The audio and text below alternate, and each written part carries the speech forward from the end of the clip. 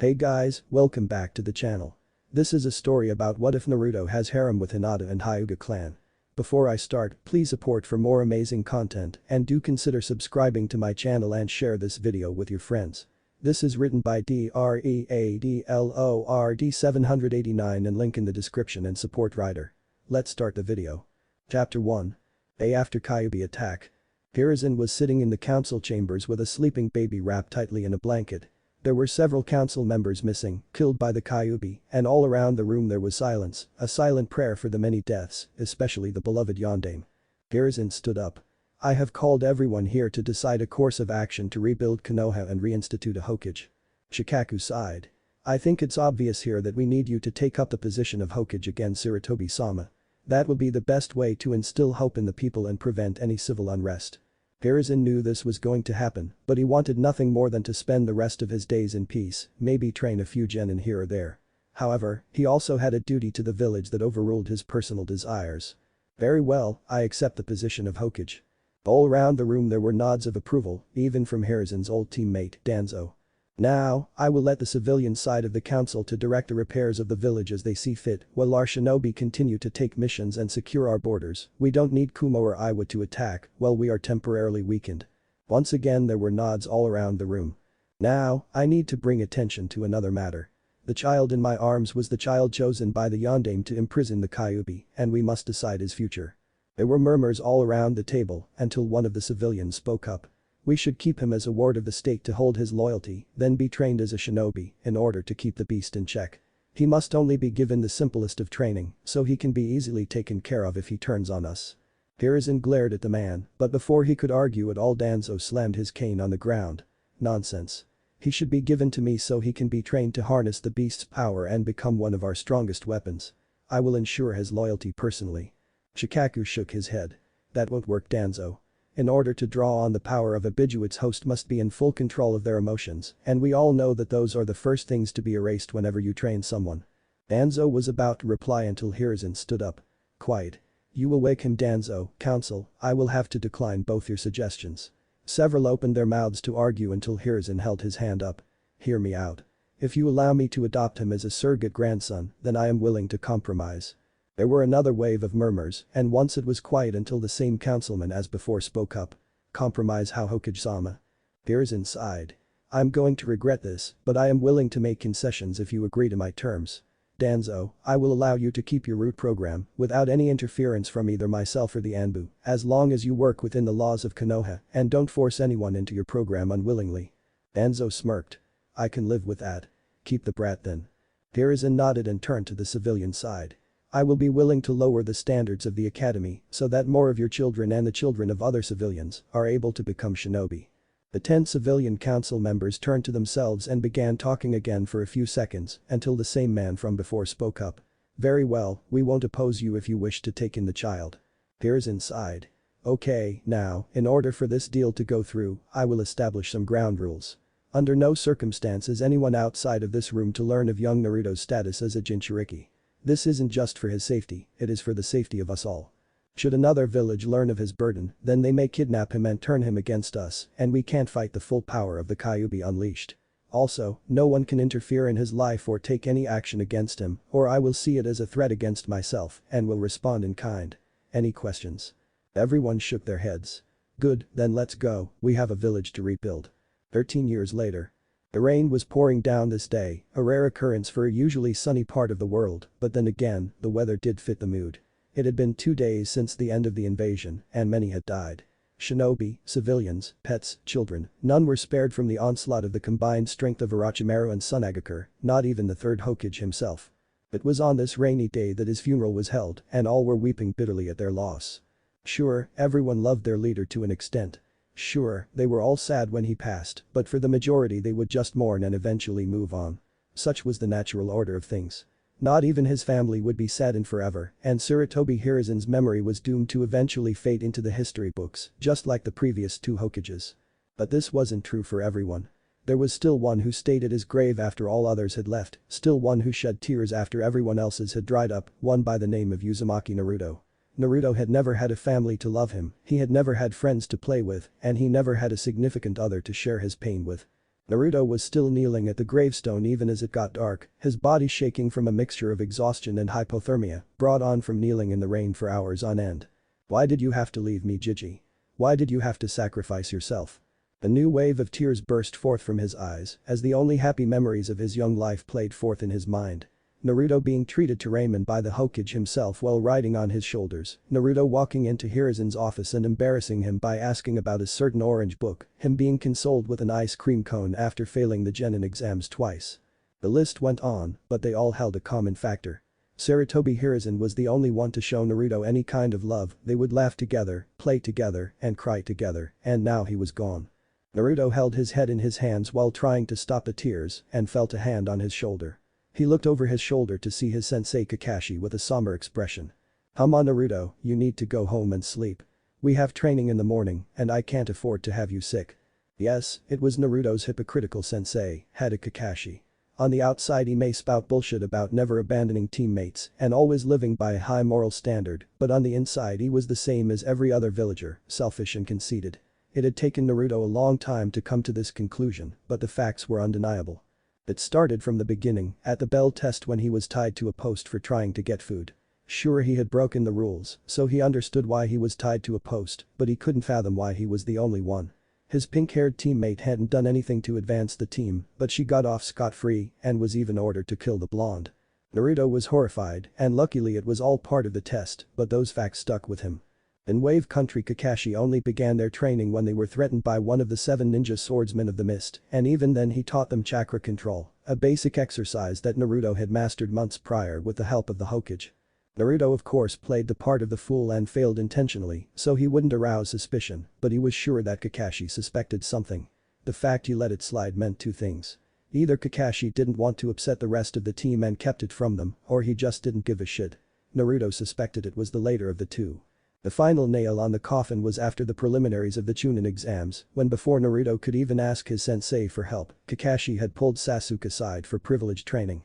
Of course Naruto was shot down when he tried to join them with some excuse, such as he couldn't let the two observe each other's training methods in case they fought in the finals, but he knew that Kakashi just didn't want to deal with him. Of course, Naruto got special training under one of the Sannin, so he wasn't exactly complaining, but after that incident, he lost all respect for his sensei. He was just like all the other villagers in Naruto's eyes. Naruto grudgingly looked back at Hiruzen's gravestone. "Hi. I'll go home." Kakashi removed his hand and turned around. "Good, be at training ground 7 at 8 AM sharp. Don't be late." Kakashi disappeared in a swirl of leaves. Naruto stood up on shaking legs. "Well, looks like not eating all day isn't very good, huh? I don't feel like ramen. Wow, I guess that's a first." Naruto chuckled at his own joke. "Guess I'll just eat some bread or something and go to sleep." Naruto trudged through the rain and mud on his way home, avoiding anyone who might still be out this late at night. He slipped a few times and just lay in the mud for a few moments before he found the willpower to actually get up. Along the walk he racked his brain thinking of people who still cared about him, but on his life he could only find 4. His old academy teacher Iruka, the grandson of the late Hokage Konohamaru, and the father-daughter team who ran the ramen stand he frequented. In each case he knew that though they did care about him, they never really had the same connection like the one he had with the Sandaime. They would always be people he cared about, but they would never be his light like Hiruzen was. Hiruzen was one of the few people who would acknowledge his existence.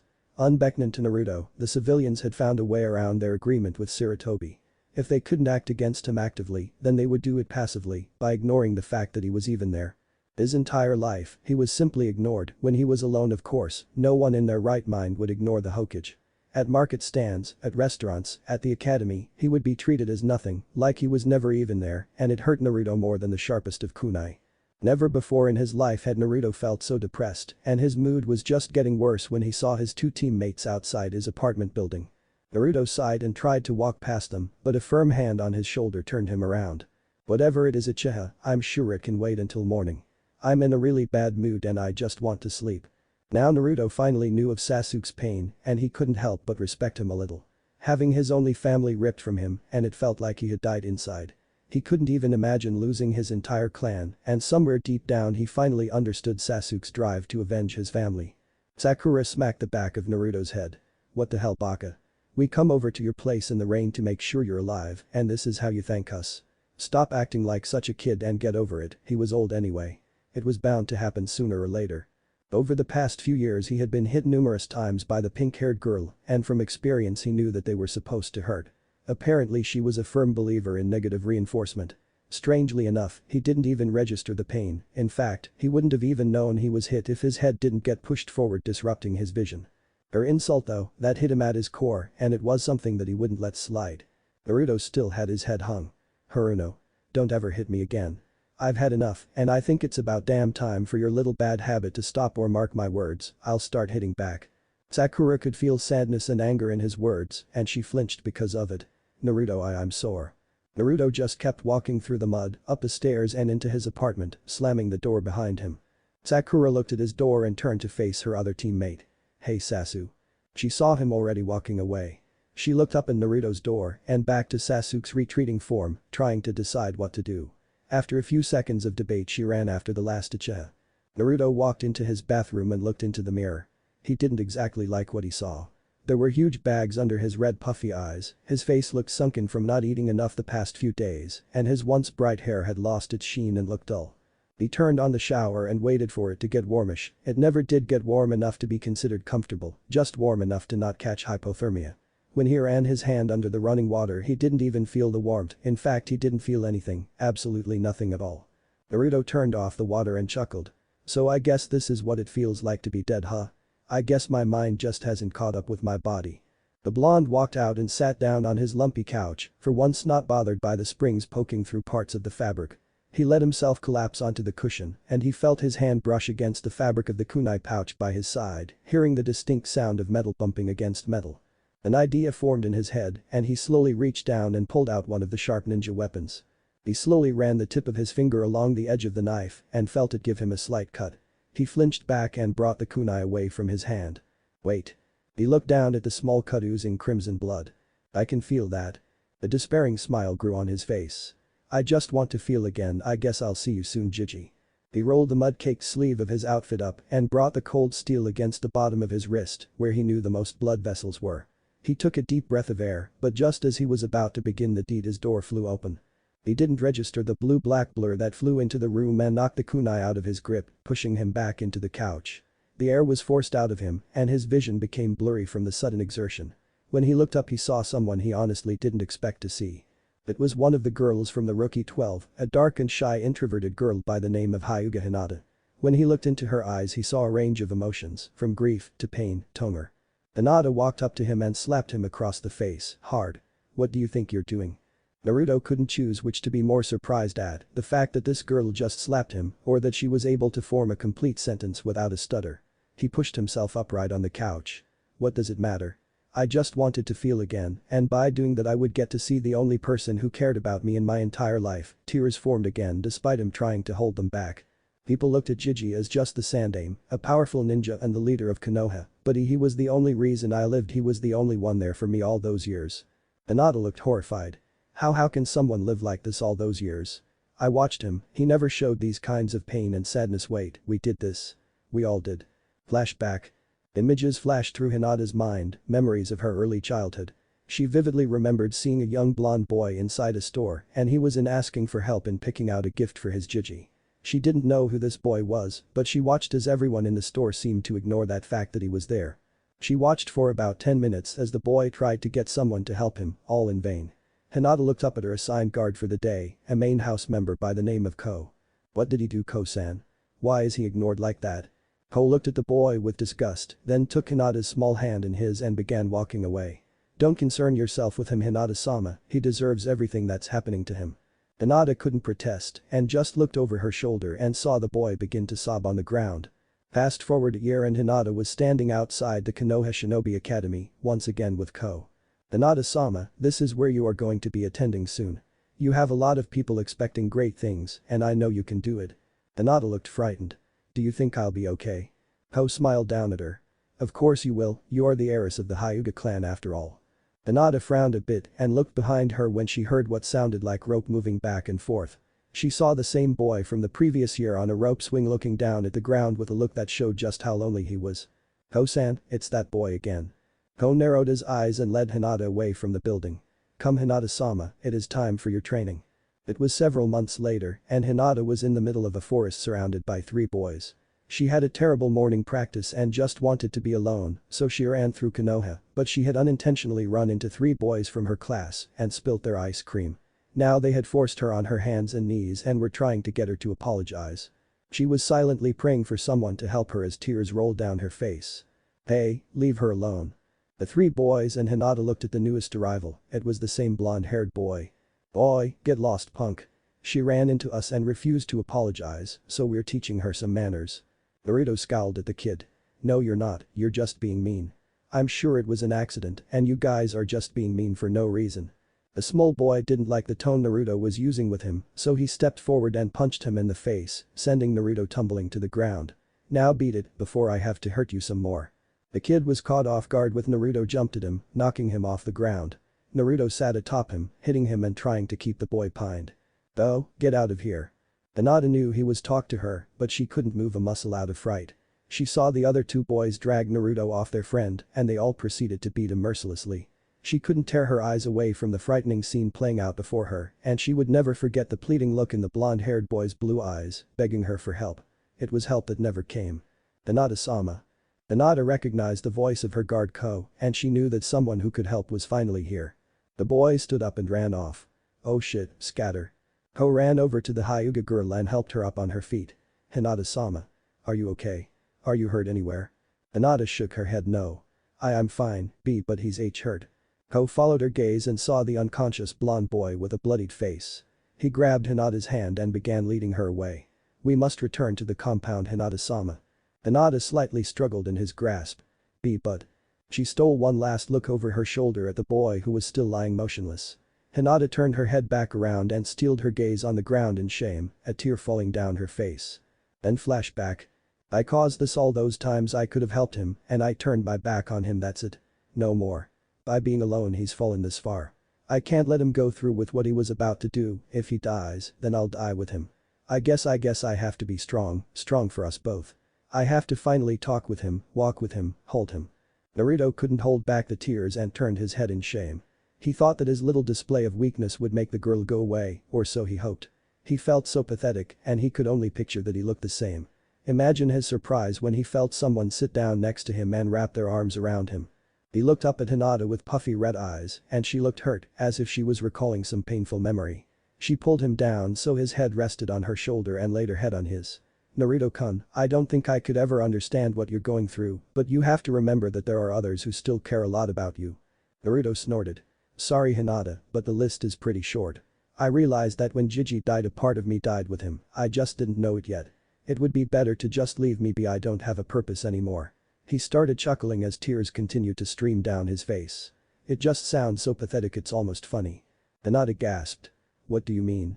I thought your dream was to be the Hokage, to be recognized as a strong shinobi and treated with respect. Naruto shook his head. No, all I ever wanted to be was to be like Gigi. He was so strong and kind and understanding. He was a true Hokage and everyone loved him.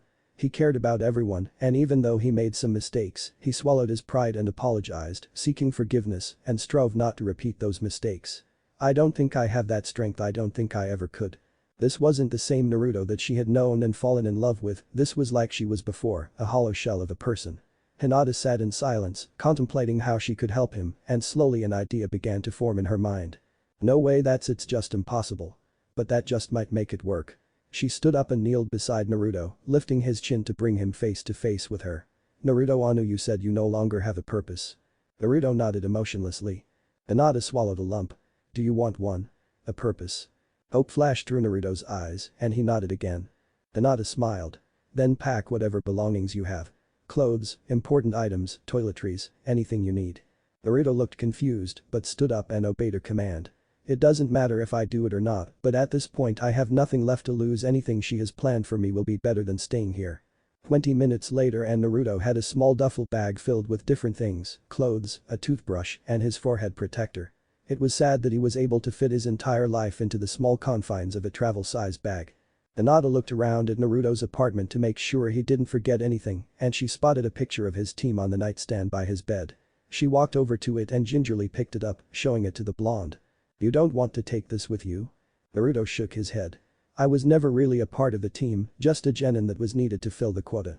Hinata flinched. I don't know how they could have hurt him so, but that stops now, I'll make sure of it. Come with me, Naruto. Naruto nodded his head and followed the girl across Konoha in silence. She felt oddly confident, a feeling that the young girl had felt only a handful of times in the past, and just as the rain was letting up they stopped in front of a massive wooden gate.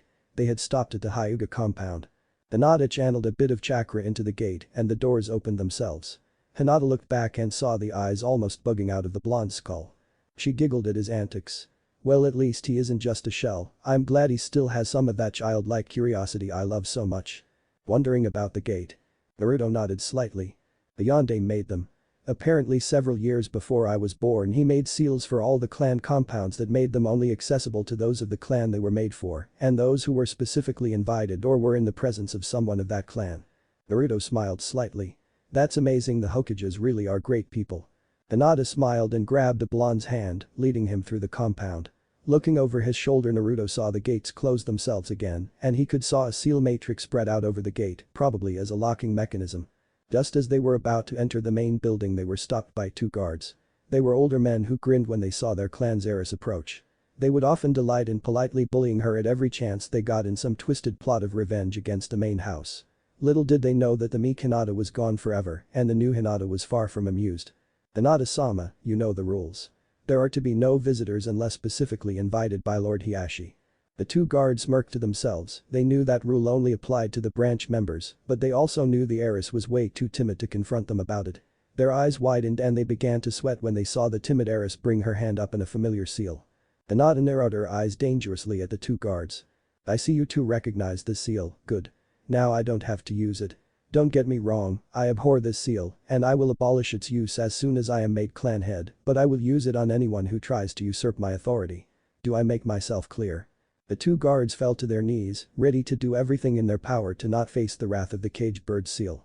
Forgive us, Hinata-sama. We will never even think of going against you again. Hinata smiled and led the flabbergasted blonde into the house. Excellent, now one of you go inform my father that I will be meeting with him in 20 minutes. Whoever is not doing that will get a change of Hyuga robes for Naruto and will leave them in my room. Have I made myself clear? The guard stood up and bowed. Crystal clear, Hinata-sama. They then ran off to accomplish their tasks. Hinata sighed and led Naruto down the halls, who was looking around at the pure luxury of the complex. The well-polished bamboo floors were accentuated by the white walls with the Hyuga crest proudly displayed at regular intervals. Naruto couldn't even count the number of doors they passed, and he was informed earlier that this was one of the smaller buildings that made up the Hyuga complex. It was clear that these people were part of a high society that he could never hope to reach. They eventually stopped in front of a room whose door looked more expensive than Naruto's entire apartment put together. Hinata opened it and brought the blonde inside, quickly closing the door behind her to ensure their privacy. Naruto up to this point had been completely silent, shocked and slightly afraid of the new Hinata, but silent nonetheless. He looked around the room and noticed that while it was quite large, it was also very plain. There was hardly any color, and the very large bed had plain beige sheets with a matching beige comforter. There was a single dresser and two nightstands on either side of the bed, which Naruto could only assume was as soft as it was large, and a single vanity stand at the far side of the room. Naruto turned to Hinata to speak, but she didn't give him a chance. Drop your things by the bed. The shower is through those doors near the back of the room, and I will have a towel brought to you, along with a change of clothes. Please hurry though, I want to meet with my father before it gets too late. Naruto just blinked and nodded, doing as he was instructed and went to cleanse himself. Hinata watched his retreating form disappear behind the door of the bathroom and sighed, flopping herself on her bed and waiting for the clothes she requested. What a horrible day, I'm just glad I decided to check up on Naruto when I did, or he might have. She sat up and shook the thoughts from her head. No, I can't even think it. Just then there was a knock on her door, so she lifted herself off the bed. Enter. One of the guards from earlier walked in with a full change of clothes and bowed. Here is the wardrobe you requested, Hinata-sama, and your father is most excited to meet with you. Hinata laughed as she took the clothes from him. I'm sure he is. You may return to your post now. The man bowed. Hi. Hinata closed the door and walked towards her bathroom. She could hear the water already running, but decided to be courteous and knocked on the door. Naruto-kun, are you in the shower yet? There was a quiet hi from the other side of the door, so Hinata opened the door and walked inside. She set the clothes on the sink counter. Your clothes are here and there is a towel on the rack. Naruto froze inside of the shower. Hinata. Are you in the bathroom? Hinata giggled and slightly blushed, she hadn't even thought about the fact that Naruto was naked on the other side of the shower curtain. Indeed I am, now please hurry, my father is expecting us. She walked out of the bathroom and closed the door behind her. She sat in front of her mirror and took deep breaths to calm her racing mind. When she looked up at herself she forced herself to steel her nerves. You can do this. This is long overdue, be strong Hinata. Be strong for Naruto. Hinata just sat at the stand looking at herself and going over what she was going to say to her father in several short minutes. A few minutes later and the shower doors opened, revealing a very different looking Naruto. He looked far more presentable than he ever did in his orange jumpsuit, and the plain colors of black and white did wonders to bring out the contrasting color of his eyes. He wore a black robe with a white sash over top a smaller white robe. Hinata was amazed at how he was able to pull off the Hyuga look so easily. His hair even seemed to have regained some of its sheen, and, though he still looked tired, he no longer looked like a vagabond. Hinata blushed and walked over to the blonde taking Naruto's hands in her own. You look much more like the Naruto-kun I know. After the meeting with my father I will take you to the kitchen and get you something to eat and then we can retire for the night. Does that sound okay? Naruto smiled and nodded, prompting Hinata to lead him by the hand out of the room and down the hall towards her father's study. Naruto looked at each person they passed trying his best to read their faces and they all just glared back at him. He dropped his head to avoid their gaze, feeling entirely out of place. Hinata, not that I don't appreciate what you are doing for me, but why? Why would you go out of your way for someone like me? Hinata chuckled and squeezed his hand a little. It's pretty ironic Naruto-kun, I asked myself something similar about you after the Chunin exams. As for me, well you'll find out soon when we meet with my father. Naruto didn't argue the rest of the way and soon enough they stopped in front of yet another a large and expensive looking door. Hinata slipped her hand out of Naruto's and looked at him. Ready yourself Naruto-kun. My father isn't the most pleasant man there is and he is always trying to find ways to put me down. Just let me handle it and I promise you everything will be okay. Naruto nodded. I trust you Hinata, just let me know if you need anything. Hinata smiled brightly. I'm glad you trust me Naruto-kun. Now when we go in there I want you to kneel in front of my father by my side as I do and don't move until the meeting is over. I want you to promise me you won't do anything, no matter what happens. Naruto looked confused for a moment but slowly nodded. I promise. With a sigh Hinata opened the door and walked inside with Naruto in tow. The two walked to the front of a large wooden desk with a very stern-looking man behind it. He had long black hair neatly pulled back behind his head and exuded a serious attitude that almost dared someone to cross him. Hinata bowed. To Sama. She looked over to see Naruto bow too. Hyuga-sama. Hinata was glad she didn't have to tell Naruto to mind his manners. Hinata let out a breath she had been holding in. Maybe this won't be as hard as I thought. Hinata thought as she knelt down before his desk while Naruto knelt beside her. What is the meaning of this Hinata? First you go out past curfew and now you bring him back with you? Hinata frowned. Maybe not forgive me 2 cents for breaking curfew, I have no excuse for disobeying your rules and accept any punishment you have. The Ashi blinked. Well this is a first. What happened to the stuttering weak little girl who feared to be in my mere presence? Hinata looked over to see Naruto's fists clench before she looked back into her father's eyes. She is gone 2 san and I would appreciate it if you wouldn't refer to my future husband as him. Naruto couldn't believe what he just heard. Wait what? What the hell does she mean future husband? Naruto looked up at the other male in the room and he immediately became tense. It was quite clear that Hiashi was using every ounce of self-control to not show the anger that was obviously bubbling up inside of him, but that didn't mean he wasn't restraining any of his cold aura. Hiashi took a deep calming breath before proceeding. I don't believe I have approved of a suitor for you yet Hinata and you can be sure that it will be a cold day in hell before he is on that list. Hinata smirked, something she did very rarely. As heiress I don't believe that a suitor is necessary. I am free to court and be courted as I see fit and I have already made my decision on the matter. The older Hyuga smirked back. Oh? I don't believe I was speaking about Hanabi, as she is the heiress of our clan ever since the pathetic display you put on last month, in front of the entire council no less. Hinata was waiting for this, in fact this was what her entire strategy was based on. Then I demand a rematch. At the time I was still injured from my match in the Chunin exams, and you know it. That was hardly a fair fight, even if I had tried. Under Hyuga clan laws anyone from the head family of the main branch may demand a match for the position of heir or heiress respectively. This was the last straw for Hiashi, he stood up at his desk quickly knocking back his chair. Enough of this nonsense Hinata.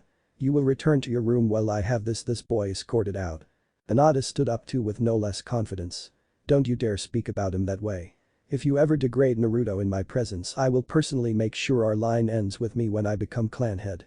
The Ashi saw Ed and went to teach his daughter respect via a slap to the face. Naruto stood up to stop him, but he was too late. Hiashi's hand never made it to its target.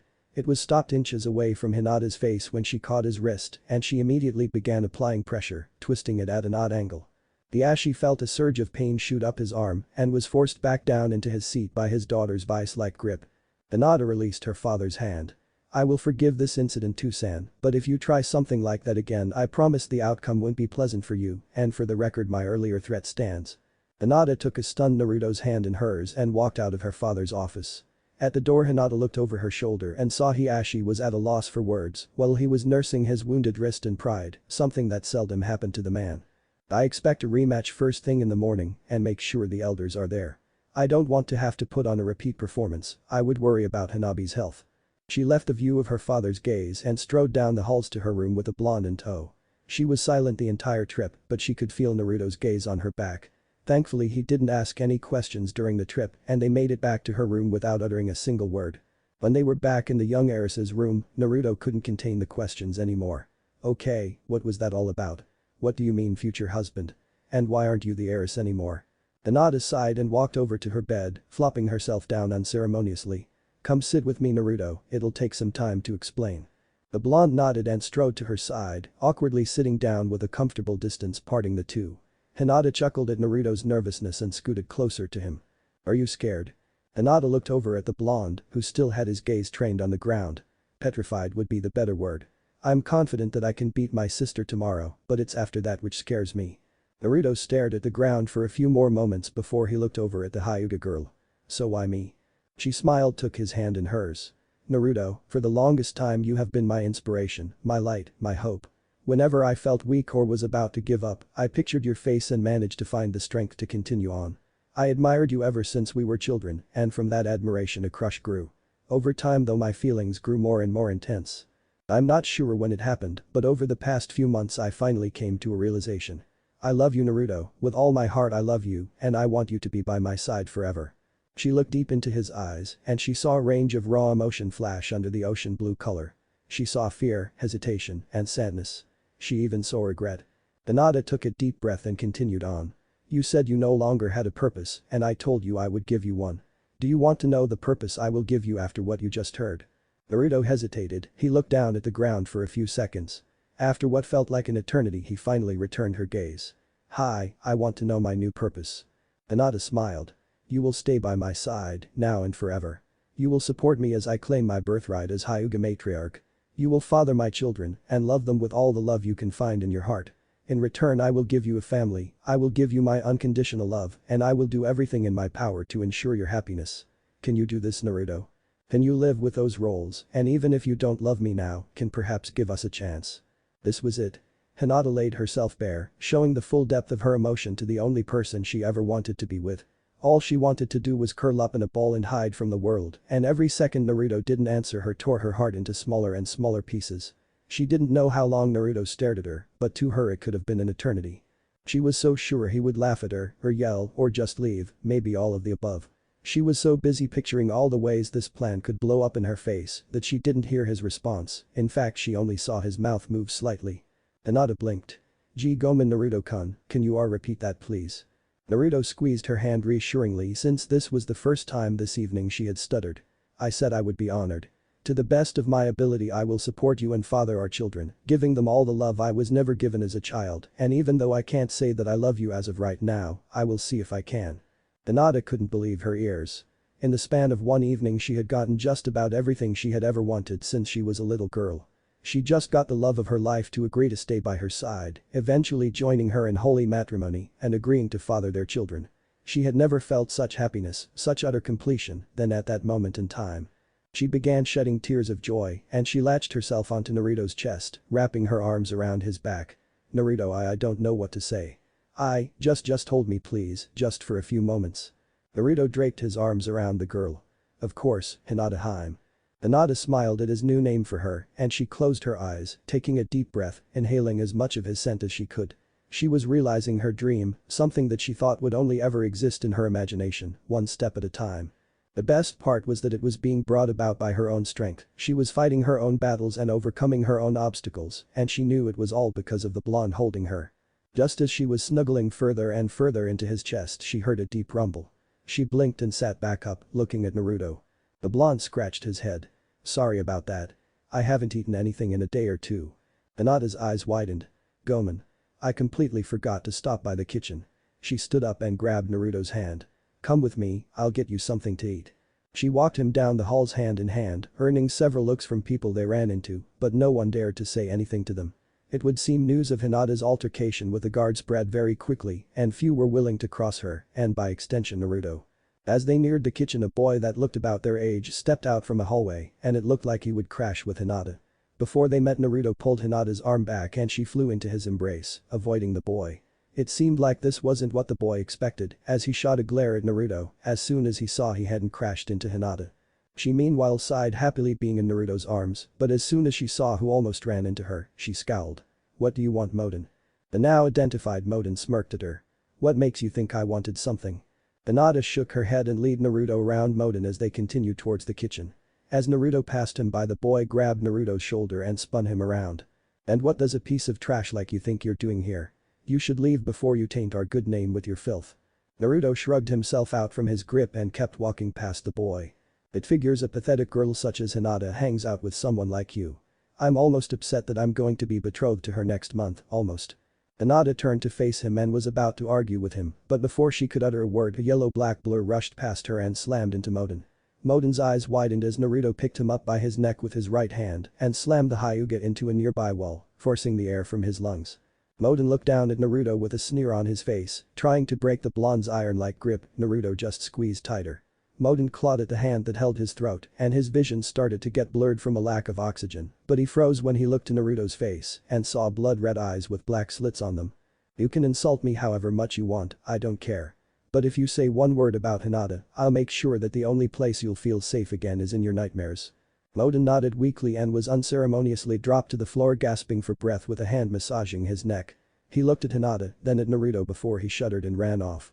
Naruto turned to face Hinata, with his red eyes turning back to their normal blue hue. Hinata smiled sweetly. While I appreciate you standing up for me Naruto-kun, I need to fight my own battles, or they will never learn. Naruto bowed to his future wife. Gomen Hinata-heim, but I can't just let people talk about you like that. You've already done so much for me by the way, who was that guy? Hinata sighed and took Naruto's hand again, leading him into a very large kitchen. She motioned for him to sit down in a chair near a large table while she began to take out several vegetables and a small slab of meat. As she was dicing the ingredients she sighed again and began talking. That particular Hyuga is one of the main branch members, my fourth cousin actually on my father's side. He is a rather unpleasant boy who has made it a personal goal of his to seduce a number of the branch members. His father is on the council and apparently has told him to turn his attention towards me in an effort to gain more influence in the clan. Naruto watched Hinata pour the now chopped ingredients into a pot on the stove. So, he's your cousin right? Wouldn't that be incest? Hinata sighed and poured water into the pot and turned on the heat. Not many people know this, but over the years the Hyuga clan has taken in less and less outside shinobi, resulting in more cases of inbreeding. This wasn't an issue when it was only 7th or 8th cousins, but now it seems the family trees are getting closer and closer. Naruto grimaced. That's a little gross. Hinata nodded and added several spices to the pot, closing the lid to keep the heat in. Yes it is, but unfortunately my father doesn't seem to be willing to change the practice anytime soon. It will be one of the first things I change when I become clan head. Realization flashed across Naruto's mind. Wait, you mentioned something about elders earlier, and now you mentioned something about a Hyuga council, is that like the Konoha council? Hinata scowled as she stirred the pot. Yes, they are. Though they tend to believe they have more power than they actually have. They will be reminded that their authority is much more limited than they believe it is. Hinata took the wooden spoon out of the pot and replaced the lid. She walked over to Naruto and took his hands in hers again. Gomen Naruto-kun. I've asked of you something very selfish. There will be radical changes to the clan and it isn't very fair that I've brought you in the middle of it. I won't lie to you, we will make many enemies along the way and it won't be easy, but if you stay with me I know we can change the Hyuga for the better. Naruto smiled and took his hands out of hers, wrapping her in a tight and warm hug. I already promised to be there for you and I never go back on my promises. That's our ninja way. Naruto pulled back and looked at Hinata with an arched eyebrow. She just giggled and returned to the stove to stir the pot. I told you already Naruto-kun, you've been my inspiration for a long time, so it's only natural that I follow the same nindo as you do. Naruto sat back down with a grin. Yeah, I guess you're right. There was a silence for a few seconds, broken by another rumble from the blonde. Hinata giggled and took out a container of rice from the fridge, left over from dinner earlier that night. She poured the warm curry over 2 bowls of rice and walked over to Naruto, who was still waiting at the table. Naruto swallowed the saliva building up in his mouth from the delicious aromas of Hinata's cooking. It was becoming painfully evident that he hadn't eaten in so long, and his body was actually aching for some sort of nourishment. When Hinata set the bowl in front of him, he was so focused on the food in front of him that he didn't notice the girl sit herself next to him. "Oh no, Naruto-kun." Naruto used all his willpower not to scarf the food down as he answered her. "Well, what is it, Hinata-chan?" Hinata blushed slightly and twiddled her fingers slightly. "Well, I was wondering if I could sit next to you and feed you." Naruto blinked, that certainly wasn't what he was expecting her to ask. "Feed me?" Hinata nodded. "It's been one of my fantasies for a while now, and I figured now would be a good time, but if you don't want to, I understand." Naruto shook his head and chuckled. "No, it's not that. I just wasn't expecting, that was all." "Sure, by all means." Hinata giggled and pulled up a chair to sit next to him. Apparently what Naruto thought she meant was quite accurate, she meant to say sit on him. She had his arm wrapped around her shoulder and she lodged herself as far into his body as she could. The pair looked more like one blob of a person as opposed to 2 separate people. Naruto was not used to this close contact and a tinge of pink flared through his face, making Hinata laugh. Their positions had been thoroughly reversed, now it was Naruto who was embarrassed while Hinata made the steady advances. Hinata broke apart a pair of chopsticks and got a beef tip with a fair amount of rice and brought it up to Naruto's mouth. He opened up and graciously accepted the food in front of his face.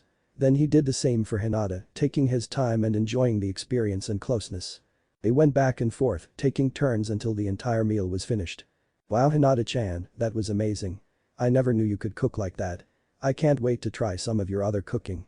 Hinata basked in the praise, reveling in the bliss of his acknowledgement, and was about to respond until a presence made herself known behind them. "Nii-san, what is this about a match tomorrow morning?" Hinata immediately frowned and sighed. "Gomen Naruto-koi, but we should retire for the night. I have a busy date tomorrow." Naruto looked at Hanabi's angry expression and back to his future wife. For some reason whenever he thought of a future with Hinata he felt happiness bubble up from the pit of his stomach. He felt that he could easily get used to a life with her. "I understand, Hinata-hime." Hinata stood up and took the 2 bowls to the sink, leaving them for the morning for cleaning. Waiting behind her was Naruto, who took her hand in his and let her lead him out the kitchen. Hinata smiled at the contact, happy that this time Naruto was the one to initiate the hand-holding. The whole time Hanabi was looking at the pair with mixed feelings. On hand she was perturbed that she was woken up in the middle of the night by her father just to be told she was going to have a spar with her sister in the early morning. This was normal, since they had been sparring against each other for many years now, but what confused her was that this was a spar to determine the heiress of the clan.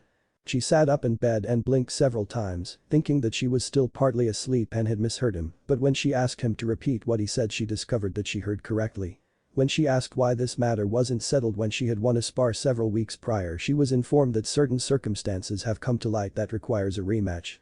Now she was upset because she had planned morning training with an elder to help her refine several of her clan techniques, and now she had to waste her time humiliating her sister. When she finally found the source of her anger, she found her basically on the lap of a blonde-haired boy feeding each other.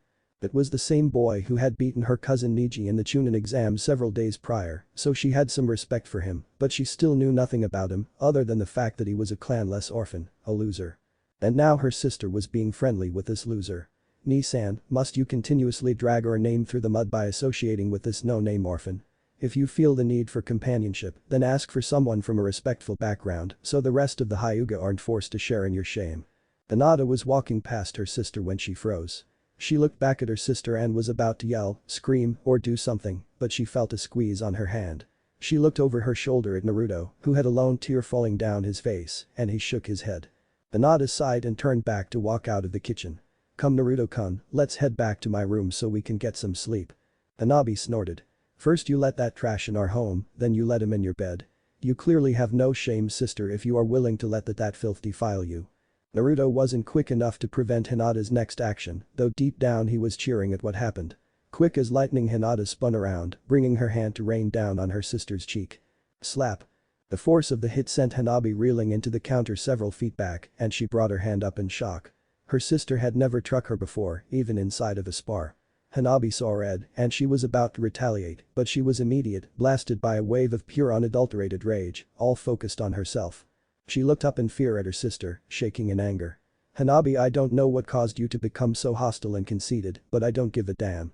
If you ever insult Naruto in front of me, I will make sure to bring every single one of your nightmares to life. Hinata retook Naruto's hand in hers and walked out of the kitchen, leaving Hanabi slouched against the counter. Hinata suddenly stuck her face back inside, with the same rage on her face. And I wouldn't have anyone else in the entire world besides Naruto defile me, and if you don't like that, well, I don't give a damn if you like that or not. Hinata then left the room for good in the presence of a furiously blushing blonde, leaving Hanabi with her mouth wide opened. As they were walking back to the room, Hinata sighed and looked at Naruto, who looked just as he did when she found him in his apartment, dead. Naruto-kun, don't believe for a second anything she just said. She is just upset, she didn't mean it. Naruto looked at her, then looked down at the ground. But she's right. I am just a no-name orphan that only got taken care of out of pity from Gigi. I can't let you drag yourself down for me, I'm not worth it would be better if I HMMPF. Hinata got tired of him degrading himself, so she shut him up the best way she knew how, by placing her lips over his and stopping him mid-sentence. Naruto instinctually pulled back from the contact, but Hinata had grabbed the front of the blonde's robes, pulling him forward and keeping the kiss ongoing. Naruto just reveled in the feeling of his first kiss, pleasantly surprised with Hinata's boldness. He couldn't get over how soft they felt, how moist they were on his own, and how right it felt overall. After what seemed like an eternity for Naruto, and not long enough for Hinata, the Hyuga girl pulled back sighing happily. Hinata's eyes fluttered open, and she smiled at Naruto's bewildered expression. Are you better yet? Naruto could only dumbly nod. Good. Now, I don't want you to hear you ever put yourself down like that again. You gave me your promise that you would stay with me, so you aren't allowed to leave me, ever. Naruto nodded again. Sorry Hinata, I really don't deserve you. Hinata took his hand in hers and led him down the hall to her room. No Naruto-kun, you are the only one who deserves me, and you are the only one who will ever have me. Naruto just felt happy for some reason. He didn't know why, maybe it was just him being possessive, but the reassurance of Hinata promising herself to him and him only made him feel more happy than if he was declared Hokage at that exact moment. It was because he had finally found what he was searching for all his life, love. He had found in this formerly shy, dark, quiet girl all the love and acceptance that he could ever want. When they got back in her room, she took her hand out of his and walked over to her dresser, leaving Naruto standing at the door. She took off her beige jacket and let it fall to the floor, showing her black undershirt, which she also took off, leaving her only in her purple lacy bra and pants. It became painfully clear that Hinata was definitely an early bloomer and she didn't show any signs of slowing down. Naruto's eyes slowly widened, trapped in the trance of watching Hinata strip. He knew he should turn around and give her some privacy, but he just couldn't find the willpower to turn away. You can look Naruto-kun, I don't mind. Naruto jumped and blushed with wide eyes. Hinata looked over her shoulder and giggled at his nervousness.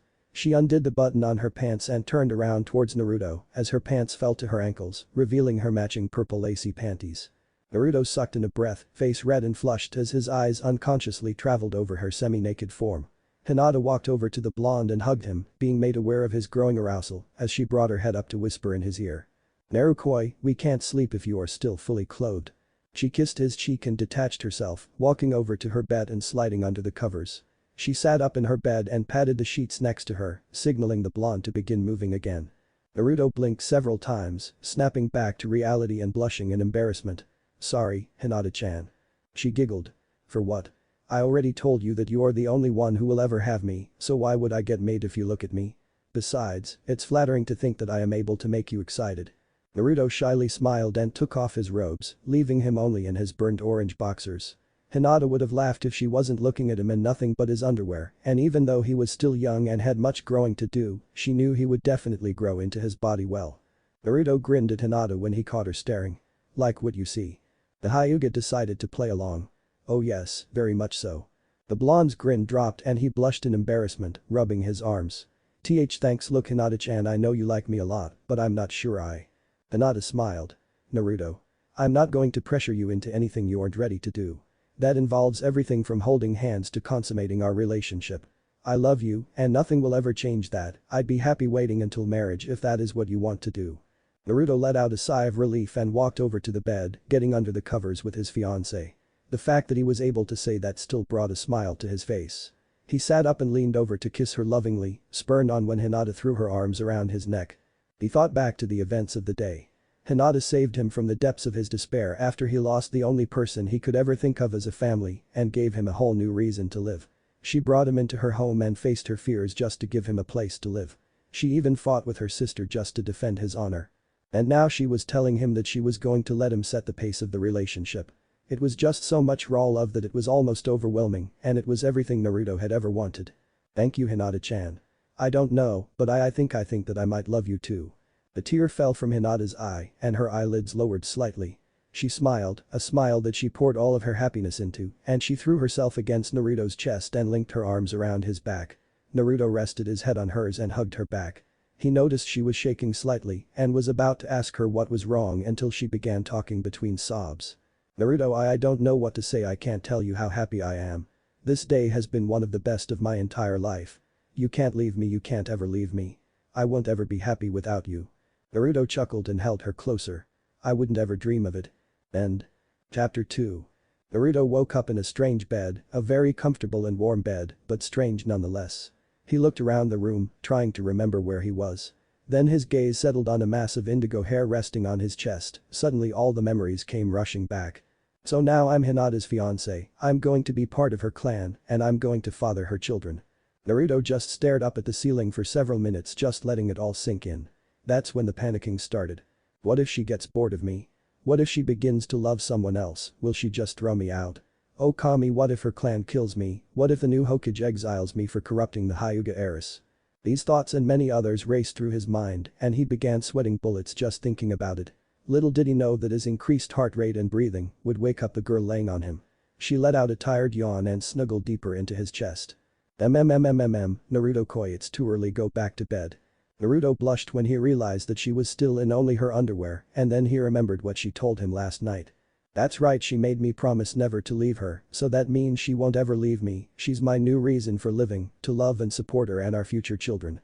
I don't think that sounds too bad at all. I mean, I could end up alone for the rest of my life, or end up in a failed loveless marriage, or even be cheated on. At least with her I know that at least she loves me. He smiled gingerly and rubbed the top of her head slowly, brushing the bangs out of her face, and he was amazed at how soft her hair was.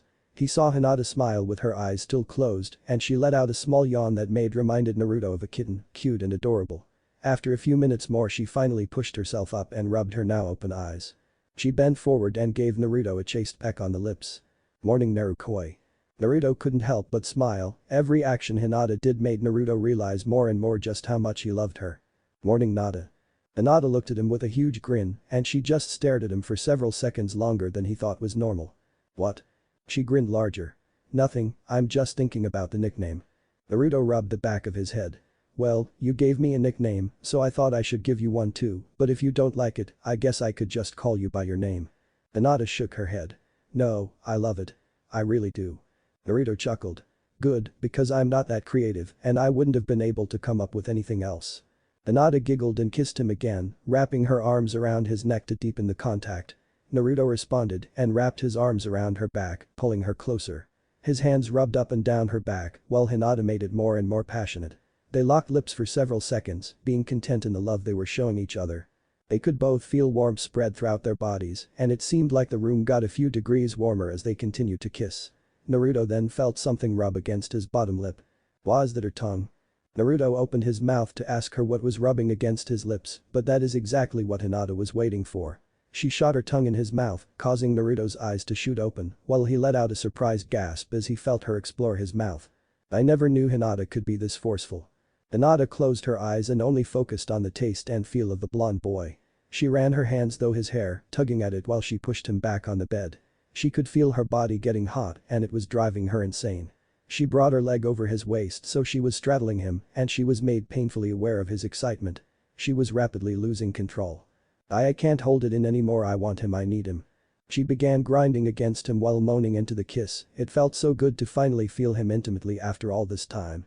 Naruto couldn't stop the groans coming from his chest, it was just too stimulating, especially when he felt his boxers get more and more wet from Hinata's grinding on his member.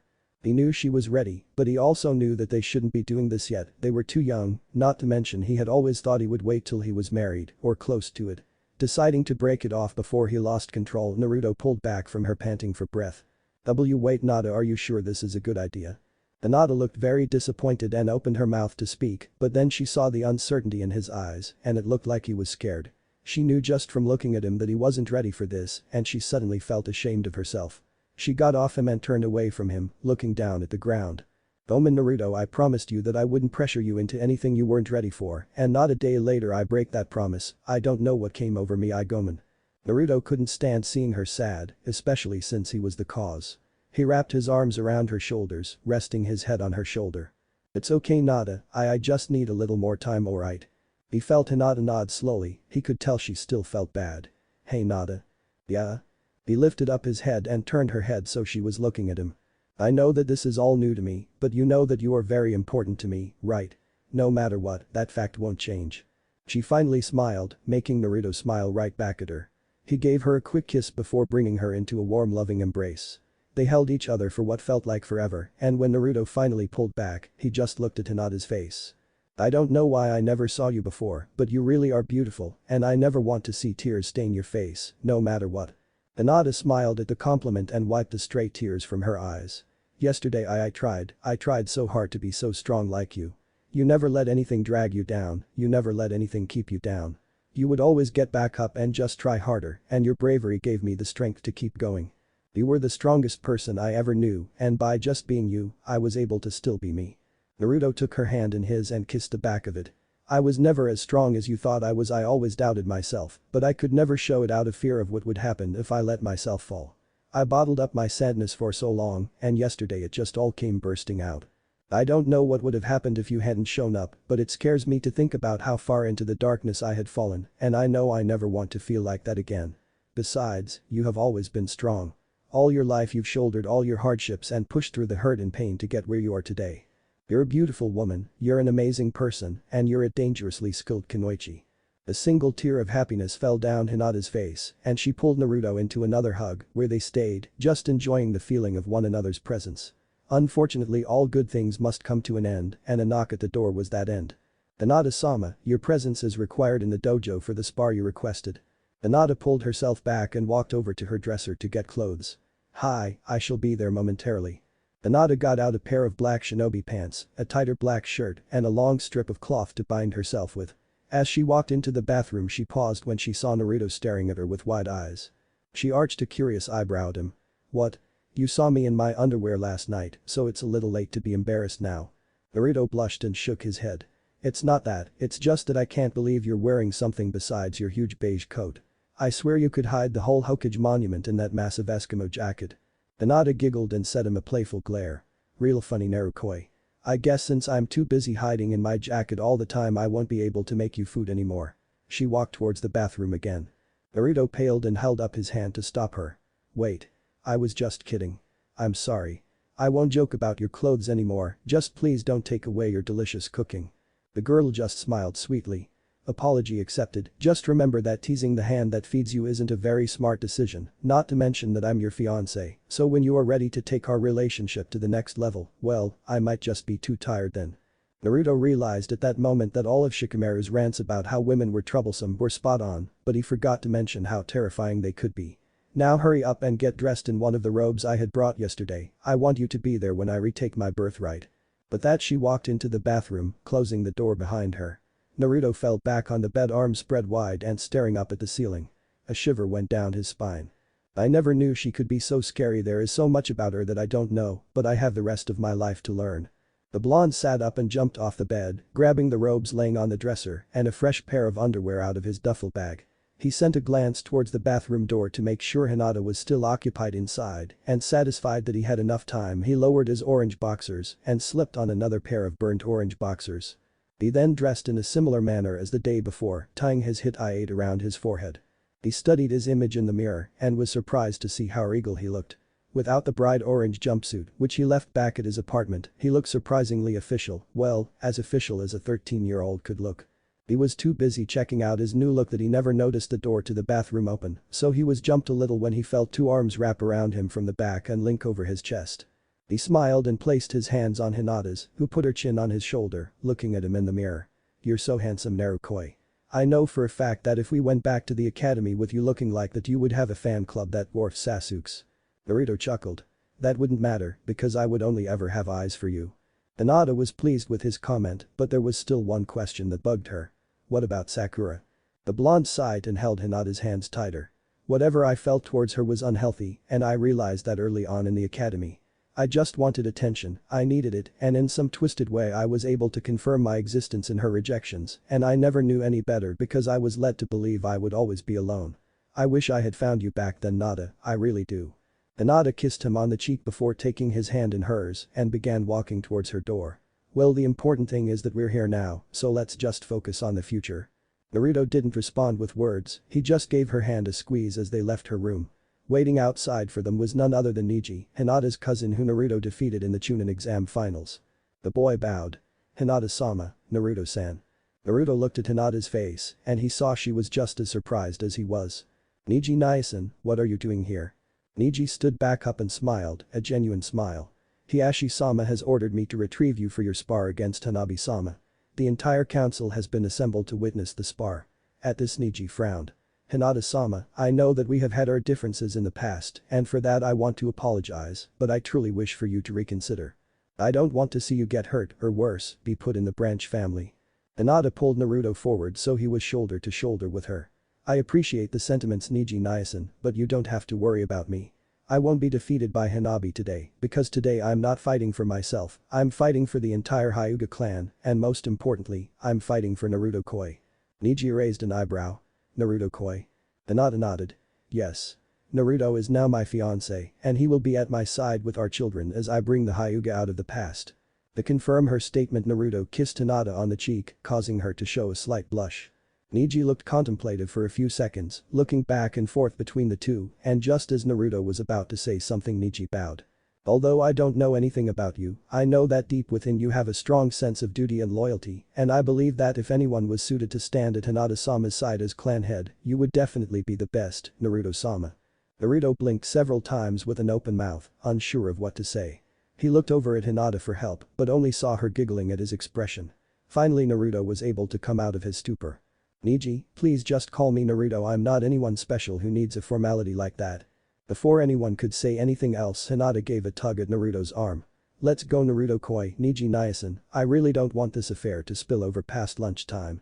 Naruto chuckled while Neji gave her a smirk, and they both followed Hinata down the winding hallways until they reached the Hyuga's main dojo, reserved only for the main branch family. Hinata gripped Naruto's hand harder and opened the door, and immediately over 24 pairs of eyes fell upon the trio. Hiashi looked at Hinata with a smirk, but his smirk immediately faded when he saw the union of Naruto and Hinata's hands. I trust that you are ready for your spar, Hinata. The council has been assembled as requested, but there has been an added stipulation for this spar. If you win, you will be reinstated as heiress. There were several around the room who were chuckling, finding that outcome strangely humorous.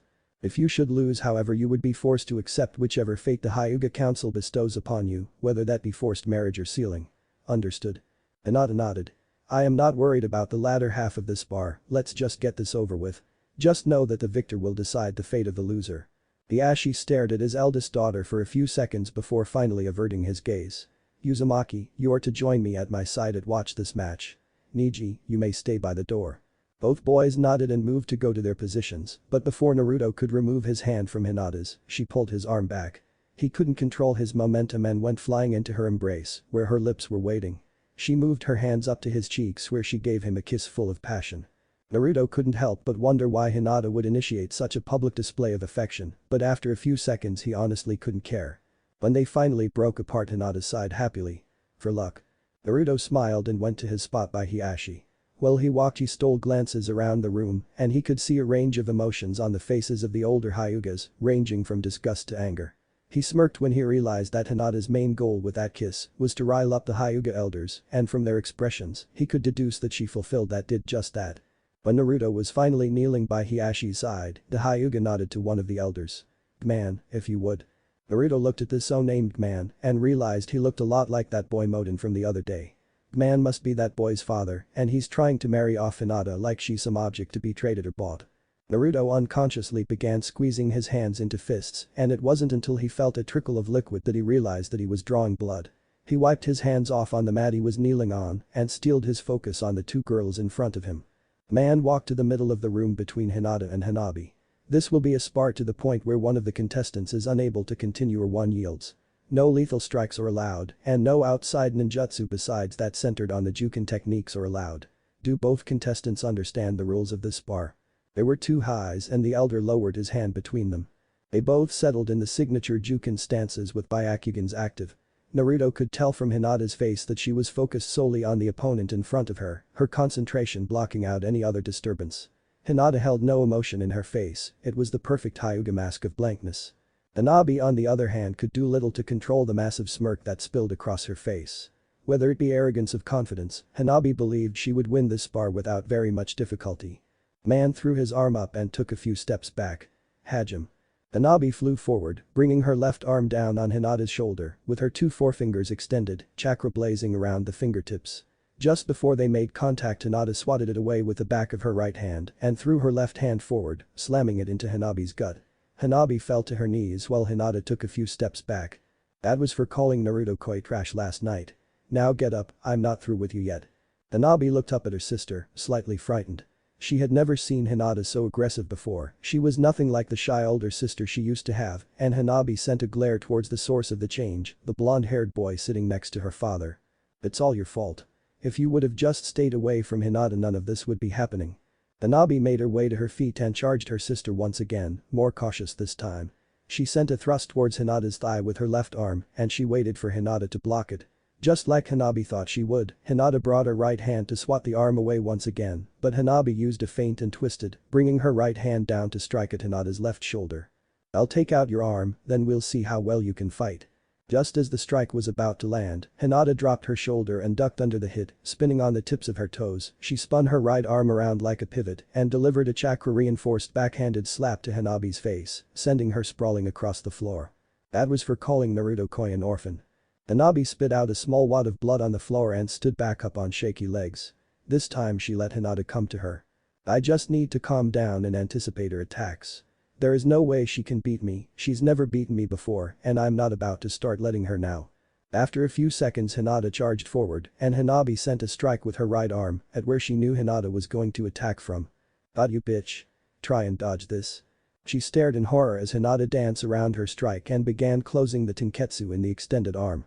Hanabi tried to strike her back by bringing up her left arm to hit Hinata blow for blow, but Hinata ducked under the appendage. Hinata was now at Hanabi's side, closing the tenketsu in her only good arm. When Hinata finished her onslaught she jumped back, letting Hanabi's arms fall unmoving to her side. Hinata settled down into the Juken stance again. "Yield Hanabi, you can't win now. Don't make this drag on any longer." Hanabi shook her head in disbelief, then saw her as a rage consumed her. "Shut up. Who the hell do you think you are? You've always been the weak one and yet Toussaint always looked to you to prove yourself. He never gave a damn about me, even though I showed more talent than you ever did. And now that I finally gained his recognition and became the heiress you decide to just waltz in here, take it back, fuck you." There were several gasps around the room from the colorful language the small girl in front of them was using. Several elders were looking around at each other with their mouths open in shock and it was clear they no longer wanted her to be the one responsible for negotiating with others on behalf of all Hyuga. Man stepped forward, almost not believing the words about to come out of his mouth. Hanabi-sama, is you unable to continue? Hinata-sama is the victor and as per the rules of the spar, she is now once again the heiress of the Hyuga clan. Hanabi looked at the elder in disbelief and then looked around the room for someone to tell her that this was all a bad joke. When they all averted their gaze she finally looked at her father, who shook his head and walked out of the room accompanied by the rest of the elders. Hanabi fell to her knees and began sobbing, tears flowing down her face. Niji looked over at Hinata who returned his gaze. The boy gave a small smile before he walked over to Hanabi's side. "Hanabi-sama, come, let's go to the infirmary so we can get your tenketsu opened back up." The girl gave no resistance as she was lifted to her feet and led out of the room, leaving only two back in the dojo. Hinata watched the door close behind her and she let out a sigh. She was about to turn around to look at her fiancé when she felt two arms wrap around her and a weight come down on her shoulder. She started giggling when some of Naruto's hair began tickling her ear. "Nada, that was amazing. I've never seen you more focused, determined or passionate than you were in those few minutes when you showed your strength to the entire Hyuga Council today. I've never been more proud of anyone in my entire life." Hinata sighed happily and melted into his embrace as her eyes closed. "Thank you Naruto, but I'm afraid it will only get more difficult from here on out. This was only the first step in bringing about the dawn of the new Hyuga clan." Naruto lifted his head up and kissed her cheek. "And I'll be here every step of the way." Hinata smiled and just laid against him for several minutes, basking in the comfort that only Naruto could bring her and enjoying the peace and quiet for what it was. Once again, their moment was ruined by a noise that originated in the depths of Naruto's stomach. Gurgle. Naruto chuckled. Sorry about that, I usually have something to eat when I wake up. Hinata smiled and walked out of his embrace. She grabbed his hand and led him out of the room. Well then, how about we go get some lunch then? Naruto swallowed the water in his mouth and nodded. Sounds great. Where did you have in mind? The girl giggled. It's a secret, but I know for a fact that you'll love it. She led him towards the entrance of the compound, only stopping to put on their sandals before they left. When they walked out the door, Naruto cast a glance towards the guards, who stood at attention and paled a little when they saw Hinata and her blonde fiancé, but the girl gave no indication that she was even aware of their presence. Naruto smiled, not used to being treated as anything other than a disease, a plague that haunted the streets of Konoha and avoided as such. Being treated with respect, though fearful respect, was something he would have to get used to. The two walked hand in hand, with their heads resting on each other's as they strolled down the streets. Naruto wasn't paying much attention to anything other than the girl next to him, so he was pleasantly surprised when they came to a stop in front of his favorite ramen stand. Naruto grinned and looked at his Hyuga companion. I never knew you liked ramen, Nada. Hinata shrugged. I like it, though I'm not as enthusiastic about it as you are. Naruto just laughed and hugged the girl tightly. You're the best, Nada. He let her go and led her by the hand into the stand and sat on one of the stools. Hoi, Tuchi Jiji, a bowl of miso please. Hinata sat on the stool next to him. Make that two please. From the back they could hear pots and pans being moved around. Coming right up. I had already started, I knew you would be around here soon, so I decided to be preemptive. Hinata giggled and looked at Naruto, who just shrugged. What can I say? I'm a creature of habit. Hinata just smiled and shook her head as an older man walked out from the back with two large bowls. There was a salty aroma coming from the bowls that made the mouth water just from smelling it. Surprisingly, Naruto was waiting until Hinata was ready to eat before he began himself, something that he never did, and it raised several flags with the old ramen maker. Gucci raised an eyebrow. Okay, who are you and what have you done with Naruto? He would have already been halfway finished with the noodles by now. Naruto chuckled and sent a glance at Hinata. Well, I guess I had to grow up a bit. He put a small wad of noodles in his mouth and began to chew, savoring the way the broth complemented the noodles oh so perfectly. The noodles themselves were cooked just right, not too chewy from being overcooked, but also not hard from being undercooked. The snow peas and bamboo shoots mixed in complemented the chewiness of the noodles just right, adding that extra crunch to the soft texture of the dish. Overall, Naruto felt that he could live solely on ramen for the rest of his life, but he knew that it would be bad for his health since he's already tried to. Naruto swallowed the food and looked back up at the chef. Once again, you have outdone yourself Tuchi Jiji, it's delicious. Hinata swallowed her bite and nodded her agreement. Yes, this is wonderful Tuchi-san, thank you. The ramen chef laughed. Well, it's always good to know my hard work is appreciated. Now, Naruto, what's with the new look? I can't say it looks bad, definitely an improvement from that orange jumpsuit you used to wear. Naruto feigned hurt. What? I thought you said it made me look dashing. Gucci chuckled and shook his head. Yes, it was very dashing, but it wasn't exactly ninja-like. I mean, it can't be very easy to blend into your surroundings when you stand out from the scenery like that. Naruto mumbled something about traitorous ramen chefs as he ate another wad of noodles. Well, to answer your question, Hinata and we. Gucci smiled at the blonde and patted the blonde on his shoulder. You managed to get yourself a girlfriend, did ya? I'm so proud of you. Sniff, they grow up so fast. Sniff, he looked over at Hinata. Make sure you take good care of him now, okay? He means well, but he can be a little dense about some things, especially when it comes to what he eats. Hinata chuckled. I know, I made sure I made him something nutritious last night. At this time AM walked out from the back, having overheard Hinata's last statement. Wait, did you two spend the night together? Hinata smiled and nodded, while Naruto paled. He's had more than one talk with AM about treating a girl right, and he didn't like the look she was giving him. Naruto began waving his arms to calm the ramen chef. But we didn't do anything. I promise. We just slept in the same bed, that's it. AM narrowed her eyes at the boy. Good. I'm glad to hear that you at least somewhat paid attention to all those talks we had. You shouldn't be doing those kinds of things until you are really committed to one another. Naruto sighed a breath of relief. Trust me, I know. Besides, we are already pretty committed, I mean, the only step we have left is marriage. I mean, she is my fiancé. Hinata smiled and leaned on Naruto's shoulder, having finished her meal, while Naruto was busy defending himself. She didn't think she would ever get tired of hearing that she was going to marry her childhood crush, it was like one of her many late-night dreams, except it was actually becoming a reality. AM's mouth fell open, and Tucci dropped the pot he was carrying. Wait, you two are engaged, when did this happen? Naruto took another bite of his meal and rubbed the back of his head. Well, just last night I guess. Suddenly Am was right in front of Naruto and Hinata with stars in her eyes. So how did you do it? Did you take her to dinner first? Oh. I bet you took her on a picnic and popped the question as the sun was setting. Oh, that is so romantic. I heard from some of my friends that the girl never forgets the night when she gets proposed to, they say it's magical. Naruto was trying to come up with something to say, but it was Hinata who responded. Sorry Am-san, but Naruto never proposed to me. I asked him to be my husband. Naruto looked down into his half-eaten bowl of ramen. I can't believe I never even thought about proposing. I took away what was supposed to be one of the best memories of her life. Am looked at Naruto's sullen look and patted him on the shoulder. I'm sorry Naruto, I just assumed. I didn't mean anything by it. I know that you two are going to be happy together no matter what. Some silly little thing like proposing doesn't really matter. What matters is each other, right? Naruto looked down at Hinata and he bent down to kiss her on the head as she giggled. You're right, what matters is that we are happy with each other. But I will do this right someday soon. I'll make sure it's a night she'll never forget. Am couldn't help but smile at how happy the two looked. So tell me everything, how did it happen? Naruto took another bite. Well, it first started last night when I got home and she came to my apartment and… Naruto baka. Naruto and Hinata leaned up and turned around to see a fuming Sakura, an annoyed Sasuke, and a confused Kakashi. Naruto sighed and took out a few Ryo notes and set them on the counter. He could tell that he would most likely not be able to finish his meal.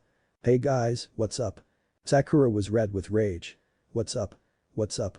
We spent the entire morning looking for you and when we finally find you you're stuffing your face with ramen. Kakashi put his hand on Sakura's shoulder to calm her down. What your teammate is trying to say is that we were worried about you and we couldn't find you anywhere. I remember telling you to meet us for training at 8 this morning, but you didn't show, so you have to understand why we are a little upset with you. Naruto was balling his fists in anger. They were worried, huh? Well, if they were so worried, then where were they last night when I needed someone? Where were they when I was about to do something really stupid? The only person who cared enough to check on me was Hinata, and they have the gall to tell me they were worried. Naruto felt a delicate hand over his and he looked over at Hinata, who was giving him a reassuring smile. Naruto took his hand in hers and stood up from the booth. I'm sorry for worrying you all, but I had a lot happen and I couldn't make it to training. He gave a half-hearted smile to the three and turned to face Hinata. Come on Nata, let's go. Before anyone could say anything else, a swirl of leaves indicated the arrival of another person. When the leaves subsided, Naruto spotted a familiar white-haired older man. Hirosenin. Jiraiya glared at Naruto and whacked him outside the head. How many times do I have to tell you, stop calling me that? Naruto elbowed the man in the gut. And how many times do I have to tell you, if the shoe fits, then put it on? Jiraiya then noticed several very distinct differences about his pupil. The first was that he was wearing the robes of the Hyuga clan, more specifically the outfit worn by the main branch of the Hyuga clan. The second thing was that he was holding the hand of the Hyuga heiress herself. Last but not least, said heiress was standing very close to Naruto, almost in a protective nature. Jiraiya, not reading the tension in the air, blurted out the first thing that came to his mind. Oi, Gaki, are you two together or something? At this point everyone else was finally noticing what the Sannin had already noticed. Sakura shrugged Kakashi's hand off. Yeah, why are you wearing Hyuga robes and why are you two holding hands? In fact, why are you even hanging out with Hinata? I'm surprised she hasn't fainted yet or stuttered some incomprehensible mumble that no one hears, then pokes her fingers together. Before Hinata could defend herself, Naruto walked up and got in Sakura's face. Look, insult me all you want. Call me a baka, call me a dope, hell, even hit me, I don't give a fuck. But don't you ever insult my fiancé again. Do you understand me? Sakura could only nod before Naruto walked back over to Hinata and took her hand in his, walking away from the group. When they were a fair distance away, Hinata sighed and leaned her head on Naruto's shoulder. Narukoi, I told you that I can fight my own battles. If I don't start standing up for myself, then I will always be that shy little girl everyone seems to forget. Naruto just smiled and kissed the top of her head. I dunno, I kinda like the sound of that. I would get to have that shy little girl all to myself. Hinata giggled and stopped walking, making Naruto stop too. She put her hands on his cheeks and brought her lips to his, while Naruto wrapped his arms around her small waist. Once again, their intimate moment was interrupted by someone clearing their throat behind them. They broke apart to find Jiraiya standing them with a huge grin on his face. I hate to interrupt your very important business, but I thought I should tell you that I am taking you with me on a little training trip while I go looking for someone. It shouldn't be too long, maybe a few weeks or so, but make sure you pack enough to last you. Naruto looked at the girl in his arms, who looked a little heartbroken at hearing Naruto would be leaving, then back at his substitute sensei. Sorry Jiraiya-sensei, but I'm not going anywhere without Nada. Either she goes with us or neither of us go. Jiraiya arched an eyebrow. So all it takes is you to get a girlfriend before you finally show me some respect, huh? Now are you sure you won't reconsider? I can't guarantee her safety. Naruto nodded. Either both of us or nothing at all. Jiraiya paused for a few more seconds before he sighed. Alright, fine. Sheesh. You really have it bad for her, don't you? Naruto looked down at the girl in his arms. He smiled and kissed her lightly. You have no idea. Jiraiya made a small gagging motion. Alright, enough with the mushy crap. You have 2 hours to pack your things and meet me by the front gates. Everything's already cleared with the council, and I just told your sensei, but it's up to you two to tell Hiashi. As a reward for actually being respectful, I'll inform Kurenai that we will be taking her student with us. See you too soon. Jiraiya disappeared in another swirl of leaves. Hinata looked up at Naruto and gave him a quick peck on the lips. That was very sweet of you, Naruto. That I finally have you. I don't think I can stand being away from you for so long. Now let's go inform my father of our journey. Naruto picked up that Hinata didn't say they were going to ask for his permission to leave, she is only going to tell him that they are leaving, with or without his consent. They walked hand in hand back to the compound, earning a few strange looks from the people they passed, and talked about what kinds of training they thought Jiraiya would be giving them. Naruto subtly warned Hinata of the pervert's research, and she assured him that she would keep him in line this time, or there would be Jukins to some very private areas. They reached the compound shortly after and walked past the same guards as the day before. Once again they paled and stood at full attention when they walked by, causing Naruto to smirk. They strode down the halls till they got to the same ornate door of Hiashi's study, and after a single knock Hinata walked inside. Hiashi looked up from his desk to find his eldest daughter walking in through the door with her fiancé next to her. He shuddered as the words went through his mind, and he didn't believe he could ever come to accept the Uzumaki as a son-in-law.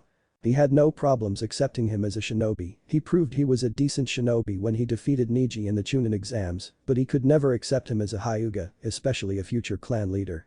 Hinata, I guess congratulations are in order for your victory this morning. As promised, I am currently filling out the necessary forms to reinstate you as heiress. Hinata bowed shallowly. Arigato Toussaint. The reason I am here is to inform you that Naruto and I will be traveling with Jiraiya of the Sannin for an extended period of time for individualized training. We leaving in 90 minutes and will be away for approximately 3 weeks. Hiashi couldn't believe it. First, his daughter grew a backbone seemingly overnight and actually stood up to him, something he had been trying to get her to do for years. Then, she destroyed her sister in a spar, the sister that had beaten her in every single spar in the last 4 years. Now, she is telling him that she is going on a training trip with a Sannin for individual training. For the past day Hiashi had been trying to find the reason why everything about Hinata had suddenly changed for the better, and his gaze fell on the blonde boy next to her holding her hand. Perhaps there might just be a place for you in the Hyuga after all, Uzumaki. Hiashi cleared his throat and nodded his head. Very well. I will have several changes of clothes already and a scroll brought for you both and another scroll with emergency rations. I trust that you will use this very rare opportunity to learn as much as you can from one of the most famous and skilled ninja this village has ever produced. Naruto couldn't stifle the small snort that arose from his chest as Hiashi continued to lavish praise on his sensei. Hiashi narrowed his gaze at the blonde. Is there a problem, Uzumaki? Naruto regained his composure and bowed. No, Hiashi-sama, I just find it humorous to put Iro-sennin up on a pedestal like that. The older Hyuga arched an eyebrow. Iro-sennin. If that is the way you refer to Jiraiya Dono, then I take it that you know him on a more personal level. The blonde nodded his head. Yes, I have known Iro-sennin for about a month now. He was the one who trained me when Kakashi tried to pawn me off on this guy named Abisu. Jiraiya is like the perverted uncle I never had, and even though he's a little quirky, I can tell he cares about me a lot. So I meant no disrespect earlier, I just honestly found it funny. Hiashi blinked. Now he tells me that he has a personal relationship with arguably one of the most powerful shinobi of our time. Perhaps there is indeed a place for you in our clan. I see. Well, I will let you two prepare for your journey then. Hinata and Naruto bowed and went to leave. And Hinata. The girl turned around to face her father once again. Stay safe. The girl's mouth fell slightly open and she could only nod slowly. Hi Toussaint. They left the room and closed the door behind them and made their way back to Hinata's room. Hinata was still in a daze, she couldn't figure out if her father was trying to show concern and told her to watch out for herself or if he was ridiculing her, saying that she was weak and needed to be reminded to avoid danger. She had the sinking suspicion from his tone that it was the former of the two options. Boy, Nada, are you okay? You seem deep in thought about something. Hinata opened the door to her room and walked over to her bed, sitting down and staring at the floor. "Yeah, I'm fine. Just a little tired is all." Naruto walked over to her side and sat down next to her, pulling her into a hug, giving her a kiss on the top of her head. "You're a terrible liar, Hinata." She looked up, saw him smiling down at her. "Sorry Narukoi, just a lot on my mind." Naruto chuckled and gave her a quick kiss on the lips. "Don't worry, you don't have to tell me. Just know that I'm here if you need me. Now, I'm going to go take a shower, never know when we might get another." Hinata watched him walk into the bathroom, and when the door closed she fell back on her bed, sighing happily and thanking whomever was watching over her for bringing about these new and fantastic changes. An hour later. Naruto and Hinata were standing by the gates talking happily about their different memories of the academy. Naruto was surprised to find out that Hinata knew about most of his stories, mostly because she saw most of them unfold as she watched from the shadows. They stopped talking when they heard a person beside them clear his throat. "Hyuga's ready. This is your last chance to back out. This isn't just some vacation, I'll be training the two of you into the ground whenever we aren't looking for our target or resting. So, I'll ask again, you two ready?" Naruto looked at Hinata and she took his hand in hers. "You bet." End. Chapter 3. It was a gorgeous day, the sun was shining, the birds were chirping, there wasn't a cloud in the sky, and one Hinata Hyuga had never been more pissed off in her life. From the time they had left Konoha till now, a total of 3 hours, they had been going over everything they had ever learned as a shinobi. Jiraiya had them recount their battles, their skills, their jutsu repertoire, even their knowledge of current events and shinobi history. After he had a firm grasp on their respective abilities combat-wise, he began drilling them on certain scenarios and gauging their strategical knowledge based on their responses. All in all, it had been a very productive couple of hours, and they all learned a lot about themselves, but therein was the problem. Aside from the month Jiraiya had trained Naruto, he hadn't learned a thing from his old sensei in the half-year Naruto had been trained. This was the reason for the current mood of Hinata. "Naruto. Let me get this straight. The only thing your sensei personally taught you relating to fighting had been tree walking." Naruto sheepishly nodded his head, he had never seen Hinata so upset and in fact until only recently he thought she was physically incapable of getting angry. So imagine his surprise when she let out a curse that was extremely un-Hyuga-like. Jiraiya just watched the two with the world's largest grin on his face and he found himself quickly warming up to the idea of bringing the girl along. And Nada. She took several calming breaths and forced a smile. "Gomen Narukoi, I'm not mad at you. I'm just very upset with the carelessness of your other sensei." Naruto let out a mental sigh of relief, quickly learning that Hinata adding that little suffix to his name meant that she was calm enough to reason with. He couldn't help but draw similarities between the way Hinata was acting and the way he father acted, but luckily he had enough common sense to not voice said similarities. Naruto walked over to his fuming fiancée and hugged her. "Nada, don't be upset. It really isn't worth it. Here and now we have each other and Iro-senin, so it's really not worth spending the time to be upset." Somewhere ahead of them there was a grumble about damn Gaki. Hinata sighed and hugged the blonde back. "Naruto, I know what you mean, but you have to understand just how serious this is. We're shinobi trained killers, so if you aren't trained, then someone else will be able to kill you. Kakashi wasn't just playing favorites Naruto, he was sentencing you to death. It might not have been his intention, but you could have been killed while on one of your missions because you weren't taught how to properly defend yourself." As Hinata was speaking a tear fell down her face. "I can't stand to lose you, not now, not when I am finally able to tell you how much I love you." Naruto pulled back slightly and smiled at her, kissing her to solidify the point he was going to make. "Nada, I swear to you here and now that no one, not even the Shinigami himself, will take me from you." Hinata closed her eyes halfway with a joyful smile and threw her arms around the blonde's neck, kissing him for all he was worth, which apparently was quite a bit. They continued for about 30 seconds before they finally broke apart, foreheads touching and staring into each other's eyes while they caught their breath. Unfortunately, their touching moment was broken apart by the third member of their party. "Holy shit, you guys are gold mines." Naruto turned to look at his sensei who was wearing a pair of reading glasses and scribbling on a notepad furiously. "Hey, Gaki, what was the last part of your final statement? I didn't quite catch that whole bit about the Shinigami." Naruto glared at the Sannin. "Shove it, Iro-senin. Don't you use us as your material for your disgusting books." Naruto felt the girl in his arms stiffen slightly and she spoke in a very quiet voice. You wouldn't be that Jiraiya the one responsible for those books called Icha?" Jiraiya puffed out his chest. "Why, yes I would, little lady. Are you a fan? I don't usually do autographs, but I guess I can make an exception since you two are helping me OUPFH." Whatever he was about to say was caught in his throat and his hands flew down to cradle his recently kicked privates. He slumped to his knees and managed to look up into the glaring eyes of Hinata, who took his hair in her hand and pulled his eyes up so they were level with hers. "Listen here, you old pervert. I don't care how powerful you are or if you are one of the Sannin, but if you ever use us for that piggish filth you call a book, I'll make sure that one of these days you'll wake up and find that you have more in common with women than you ever thought you would. Do I make myself clear?" Uraya's eyes widened and he gripped his privates even harder to make sure they were still there. "Yes, ma'am." Hinata released her grip and let him drop to the ground. She dusted off her hands and turned to Naruto with a sweet smile. "Well, we should get going, Naruto." Naruto gulped and nodded. Hi. At the Hyuga compound. The Ashi was sitting in his study, sipping a cup of his favorite jasmine tea. He had just put the finishing touches on the last document that would finally solidify Hinata's position as heiress, again. He was pleased with his eldest daughter's changes and has even started coming to terms with her fiancé. It was still troubling to believe that Hinata had chosen that particular shinobi as her future husband to love and serve her as she continued the legacy of the Hyuga, but at least she had chosen out of love. He had heard one-to-many stories of suicide within the clan when someone was forced to marry against their will. I thank Kami that he is at least a powerful shinobi. His performances in the Chunin exams were stellar, and to top it off he fought the Tsunade Jinchuriki later that day and defeated him. His musings were cut short with a quick knock on his door.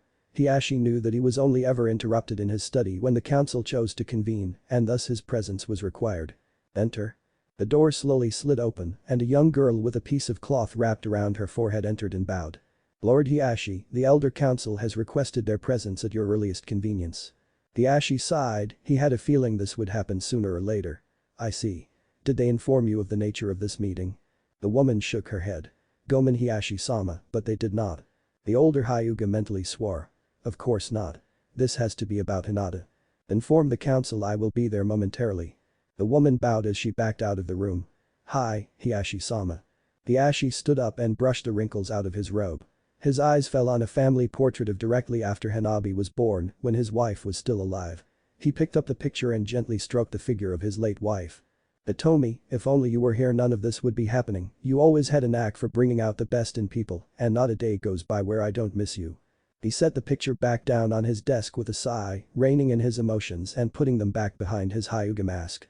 He made his way to the council chambers without running into another soul, quite a rare coincidence in a place that houses several complete families. He walked up to his destination and slid open the door to be met with an amusing sight. Every member of the council was there, arguing over why their son should be paired with a new heiress. None of them were paying enough attention to realize the clan head had entered the room and was growing progressively angrier with each passing second. Finally Hiashi had enough. "Quiet, you fools." Finally everyone noticed his presence and quickly quieted. "Now, would someone like to tell me why I have been summoned like some lapdog? The reason had better be important or there will be consequences." The elder from the other day who refereed the spar, man, stood up. "This is an important reason indeed, Hiashi Dono. It involves the very future of the Hyuga and whether or not we are on a path to ruin."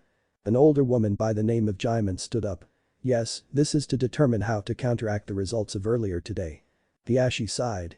"I wasn't aware that yesterday's results needed to be countered. The results of the spar from today were quite clear and as Hyuga we are honor-bound to honor those consequences. Hinata was victorious and as such, she has been made heiress once again. I have already completed the steps necessary to make this official, so there is nothing more to discuss." Man scoffed. "How is it that for the past 5 years your eldest has lost every single spar against Hanabi and yet she is so easily able to batter aside like dealing with a child?" Hiashi narrowed his eyes at the man.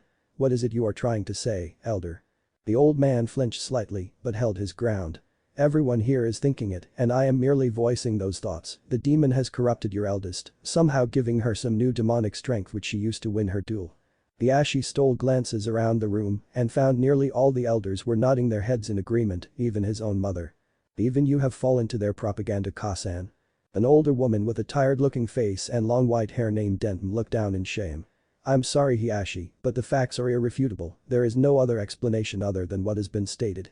I love Hinata very much, but I can't let her steer the Hyuga towards a path of ruin." Hiashi shook his head in disgust. "Well, I for one will, and that is all that matters." The woman from earlier Jaimin snorted. "What has brought about this newfound change in you Hiashi Dono? Not a week ago you were supporting our every action in making Hanabi heiress, yet here you are placing yourself vehemently against us. Why?" The clan head sighed. "My eyes have been opened to what I have been blind to for these many years." Hinata is strong, she proved that yesterday when she obliterated Hanabi. We all know that was her own power and no one else's. Do you really think Naruto would have been able to supply her with strength in the middle of a spar? We all had our Byakugans active, and I know there wasn't a drop of the Kyuubi's power used in that fight, unless you all forgot what his power looked like from 13 years ago. Man stood up in rage. You dare to challenge our memory? We all lost family to that beast, and no one will ever forget the feeling of pure evil it radiated. Hiashi smiled. Good, then you all know that it wasn't used at all today. The fact of the matter is, Hinata created her own style of Juken that allowed her to toy with Hanabi like a cat would with a mouse. Hinata has been holding herself back for years and now no one, not even me, know her true capabilities. She might be able to go toe-to-toe with any one of us and with her new style, might be able to even emerge victorious. There were several murmurs around the room, but Hiashi wasn't finished. I'll admit, I wasn't ready to welcome the Uzumaki into our home either, but you must approach this from an open point of view. We have a rare opportunity, one that hasn't happened to any other clan in Konoha's history. We have a change to incorporate the Uzumaki into our clan. Man stomped his foot in rage. You would defile our blood with that. Denton cut him off. Silence, man, let my son explain his reasoning. Hiashi smirked. We have all heard the stories of the Uzumaki clan of Uzushiogakure. In the last war they fought against the combined might of Kumo, Iwa, and several lesser nations, and they almost emerged victorious. Their sacrifice allowed us to mobilize our forces and win the war, but there were few Uzumaki survivors. Their name alone holds weight all across the elemental nations, and I'm sure there is some sort of heritage for Naruto to claim, since he is the heir to both Uzushiogakure and the nation of Yuzu itself. So tell me, if you oppose the heir to a nation and a village as a husband to my daughter, who else would you have stand by my daughter's side as she leads our clan? There were even more nods all around the room. Hiashi knew he had them almost cornered, it was time to put the final nail on the coffin. It was time to play with their pride.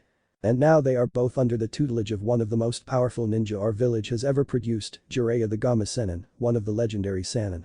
When she returns she will be far stronger than previously, and now she has the backing of one of the more influential members of this village. From what I see, there is no one better to lead our clan to new levels of power and prestige than Hinata, and every single one of these changes were brought about by the young Uzumaki. Man looked around the room. He knew there was no way he would be able to convince the council to brand Hinata now, but he still had one more card to play.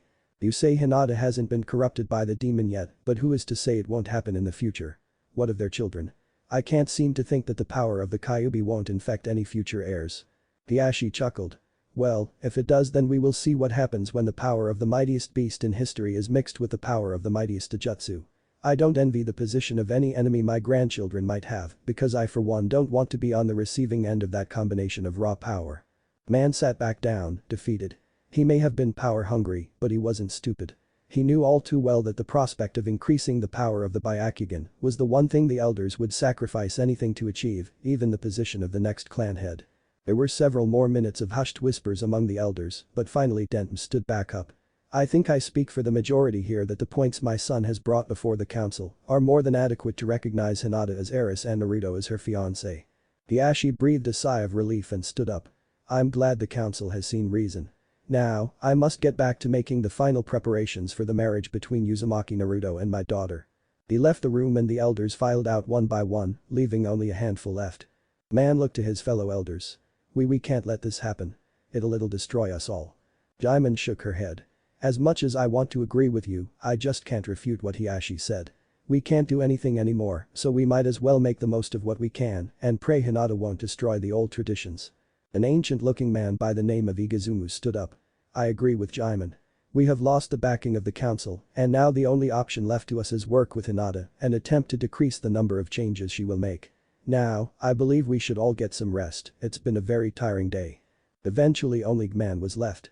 No. I won't go down easily. Not now, not when I'm so close. He left the council chambers to figure out how he could salvage this hopeless situation. In the town of Fujisato. The trio had been traveling for about 6 hours, finally reaching their first destination, the small town of Fujisato, famous for its hot springs, its festivals, and its underground casinos. Jiraiya narrowed his search for his missing teammate to a number of towns and locations where she had been spotted, but it was definitely going to take time to find her. They walked through the front gate and walked straight to the nearest hotel. Jiraiya stopped and handed Hinata a small wad of bills. Go ahead and get us a room while I start asking around for Tsunade. I don't have enough money for 2 rooms so it looks like you two are sharing a bed, but I don't think you two mind, do you? Naruto blushed and took Hinata's hand, leading her into the hotel. Damn pervert. Hinata just smiled, sure she was a little embarrassed, but she wouldn't lie, she didn't mind sharing a bed with the blonde. Jiraiya just laughed and proceeded to walk away to begin asking questions around town.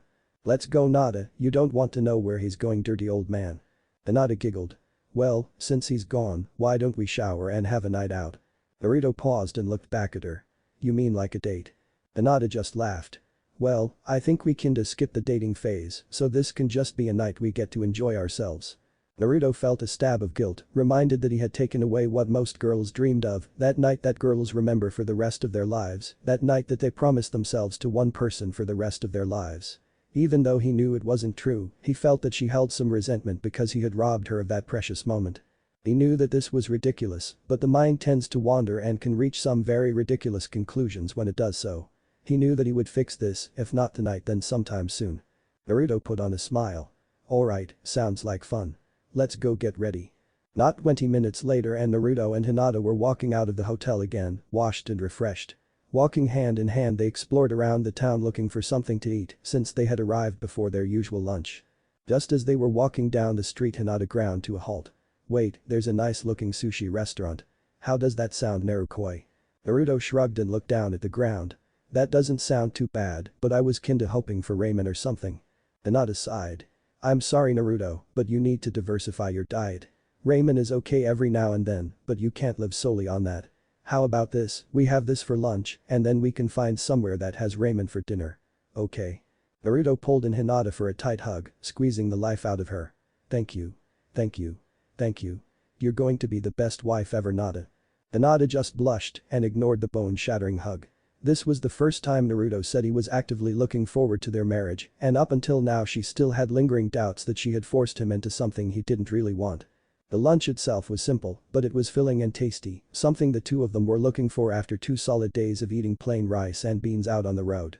After that they spent the night just enjoying each other's company, visiting stores and doing a bit of window shopping. Hinata was saddened that she didn't pack enough money to actually buy any of the items that caught her eye, few as they were, and though she could charge them to the Hyuga clan, she didn't want to do anything to aggravate an already precarious position yet. Unknown to her, Naruto had basically his entire life savings on his person. One of the many things Hiruzen had taught Naruto in his lifetime was the extreme value of money and taught Naruto how to use a seal on his arm to store all his earnings from his missions. That sum had become pretty hefty since the Wave mission became an A-ranked mission, in addition to the multitude of D ranks Team 7 performed in the several-month break before the start of the Chunin exams. To Hiruzen's surprise he discovered Naruto was very conservative when it came to spending and he could be very stingy when he wanted to be. Hiruzen was happy his teachings were taken to heart by his adoptive grandson and he could only imagine the look on Naruto's face when he became Chunin and discovered he had enough wealth left by his parents to buy basically half of Hai no Kuni. The afternoon together was magical and once the sun went down they were pleasantly surprised to find that the town also was hosting a fireworks display that night. It was apparently some festival to honor the god of harvest, a very important time for the town especially with the wheat harvest approaching in a few weeks in mid-August. As per her promise, they were able to find a small stand that sold ramen to satisfy the blonde's endless cravings. Eventually Naruto and Hinata found themselves in the town square, where there was light music and a dancing floor made of bamboo, where several couples were already swaying to the music. Hinata was excited at the chance to dance with Naruto and pulled him over towards the dance floor, but he was hesitant. Wait Nada. She paused and looked at him with an impatient smile. What is it? He blushed and shuffled his feet. I don't know how to dance. Hinata closed her eyes and mentally slapped herself. Once again she had taken something for granted and assumed Naruto had a similar upbringing as herself. She kept forgetting that he never had someone to teach him these things. Hinata gave his hand a reassuring squeeze. It's okay Narukoi, just follow my lead and do as I do. I'll teach you. She settled for swaying with him to the beat. Around and around they twirled in an endless circle, content to get lost in the slow rhythms and simply enjoy being with one another. They both knew these peaceful moments were rare in the life of a ninja, but that made those times all the more special. They had been dancing so long that Hinata eventually was beginning to fall asleep and her quiet yawns were all the indication Naruto needed to scoop her up in his arms and carry her back to the hotel. It was a short walk, one that Naruto wished would have lasted longer, and the two earned many looks of endearment as people watched two young teens in love. Naruto eventually reached the hotel and made his way to their room, where he set Hinata on the bed and tucked her in. He watched her sleeping form and heard her mumble his name in her sleep, something that brought a smile to his face. There was one thing though that was tearing him up. It was something that he still hadn't told her even though she had almost given herself to him, and it was the main reason why he pushed her away and asked her to wait. He still had to tell her about the Kyuubi. He knew that if he didn't do it now, then it would only mean more lies and trouble down the road, and he figured that it was best to tell her away from Konoha. Out here she would actually have time to think about what he had to tell her and maybe even come to a decision about their relationship if it survived. Very gently he placed a hand on her shoulder and brought her out of her slumber. Not an ayata. Wake up, sleepy. Her eyes fluttered open, revealing eyes that had captured Naruto's heart and made his breath catch in his throat. Narukoi. Where are we? He smiled and brushed a bang out of her face. You started to fall asleep so I brought you back. There's something I need to tell you though. Hinata forced herself awake when she heard the uncertainty and trepidation in his voice. Naruto. What's wrong? He looked at the ground. Do you remember what you promised me? The promise that you would never leave me, that you would always love me? No matter what. Hinata nodded. Yes, I remember Naruto, what is it? You're starting to scare me. A tear fell from his eye. Do you remember what they taught us about the Kyuubi, about the Yondame's sacrifice 13 years ago? Hinata mentally sighed. Yes, I remember, but Naruto He put a hand to her mouth. Just hold on a second, Nada, I need to finish, I need to tell you that it was all. She removed his hand. Naruto, it's okay. Naruto started to get frustrated. Just hold on a second. This is really hard for me, I'm trying to say. This time Hinata put a hand over his mouth. Naruto. I already know. I've already known for a while. Naruto just stared at her and eventually she removed her hand to let him speak. You already know. But how? She sighed and began explaining how she made the connection way back in the academy about how Naruto's birthday and the Kyuubi festival coincided. She also did some research on the myths of the Biju and about how they would never really die, just fade away until they reappeared several years later. There were some questions that coincidence raised though, since the Kyuubi hadn't been sighted for nearly 150 years. Then she discovered the word that would change her view on her blonde crush forever, Jinchuriki, the power of human sacrifice. With all the remarks made towards Naruto from the villagers and the way he was treated, she was easily able to put the pieces together and figure out the truth about what happened all those years ago. For a long time there was silence as Naruto just stared at the floor. So what do you think? Hinata lifted her head to look at the blonde. What do you mean? Naruto looked at her with tears running down his face. I'm sure many Hyugas died when the Kyuubi attacked, so do you hate me? Do you blame me for their deaths? I wouldn't blame you if you did, I basically am the Kyuubi, so I could understand if. Hinata grabbed the hem of his robes and pulled him into her lips. She forced his mouth open with her tongue and kissed him passionately to drive whatever he was about to say out of his mind forever. She held him for as long as she could, eventually breaking for air. They were both panting with their foreheads resting against each other and Hinata smiled and gave him another quick kiss. Narukoi, we both know you aren't the Kyuubi. And even if you were, I still wouldn't care. I fell in love with that little blonde boy who saved me from those bullies when I was a little girl. The same boy that shared with me his Nindo, who showed me that no matter what, hard work and determination will always triumph over natural talent. I fell in love with that boy, and whether you call yourself Kyuubi or Naruto, I couldn't care less, I just want to be with you. Naruto let tears of happiness fall from his face while he curled over to her side in bed and held her close to him. He fell asleep holding the only person left in the world who would show him love, the only person who he would ever give his heart to, and there wasn't anywhere he would rather be. And that is where they slept, in the arms of their other half after an evening that only served to bring them closer together. There was only one black spot on the entire evening, and that was when they had accidentally run into a slightly drunk Jiraiya entering what appeared to be a brothel. The Sannin, in his slightly drunken haze, had caught sight of Naruto and had offered to get someone to train Naruto before his wedding night with Hinata. Of course, she made it clear that no one was going to touch Naruto besides her, and Jiraiya's privates received that message loud and clear when they met her foot in a vertical handshake. The next morning they all woke early, against Jiraiya's wishes, and proceeded to head out of the town. Whatever Jiraiya had done the night before had led him to discover that Tsunade was actually not in that town, and so they hit the road to find her. They stopped at a clearing around mid-morning for training promised by Jiraiya. Alright you two, at the rate we're going, it's a 2-day walk to our next location. We are going to walk from sunrise till noon and then stop for training. He dropped his bag to the ground and walked over to a tree, plucking several leaves off the tree branches. He approached Hinata and handed her the leaves. Alright, now I want you to do a chakra training exercise since you've already mastered tree climbing and water walking. You take a leaf and use your chakra to keep it stuck to your forehead. He demonstrated and stuck a leaf to his head between his eyes. Now, to make this a little more difficult, every time you manage to get a leaf to stick, I want you to place another leaf above one of your tenketsu. Hinata took the handful of leaves and arched an eyebrow. Why above a tenketsu? Why not just put more on my head? Jiraiya shrugged his shoulders. I didn't want to directly say it, but I've had a theory about blocking the famous Jukin of the Hyuga, and you are the perfect person to test this theory. Now, what is Jukin in essence besides a taijutsu form? Naruto walked over to the pile of leaves and took one, placing it on his forehead to try the exercise. When he focused chakra at the point and let go, the leaf blew off at an incredible speed, causing him to pout and Hinata to giggle. Well, I guess it's forcing chakra into an opponent's tenketsu, shutting them down temporarily and blocking the flow of chakra through that tenketsu. Jiraiya nodded. Precisely, now what would happen if someone was able to completely control every one of their tenketsu? What would that mean to those who use Jukin? Hinata gasped. The entire fighting style would be rendered useless since the opponent could push chakra out of that tenketsu point and block the opponent's chakra. The old Sannin smiled. Correct, but you're still thinking too small. If someone was to master control of their tenketsu and had a large enough chakra capacity, then they would be able to continuously push a steady stream of chakra out of their tenketsu during a fight, making them invulnerable to virtually all attacks. Hinata smiled. If she was able to do what he was talking about, she would be as strong as Tsunade, arguably one of the strongest kunoichi in the world. And you think I can do this? Jiraiya's smile disappeared. I can't say. I'm not sure if you would have the chakra capacity to fully utilize this technique like Naruto could, but he just doesn't have the control necessary, unlike you. If you two would just merge, then you would make the ultimate ninja, but I guess there is a way you two can merge. Naruto ignored the perverted statement and took Hinata's hand in his. I don't care what anyone says, Nada, I have no doubt in my mind that you'll be able to do this. You just have to try. Hinata smiled and picked up a leaf, putting it on her forehead. Thank you Narukoi, I'll get this technique down or I'll die trying. The blonde laughed nervously. Well, I mean try and all, but don't kill yourself please.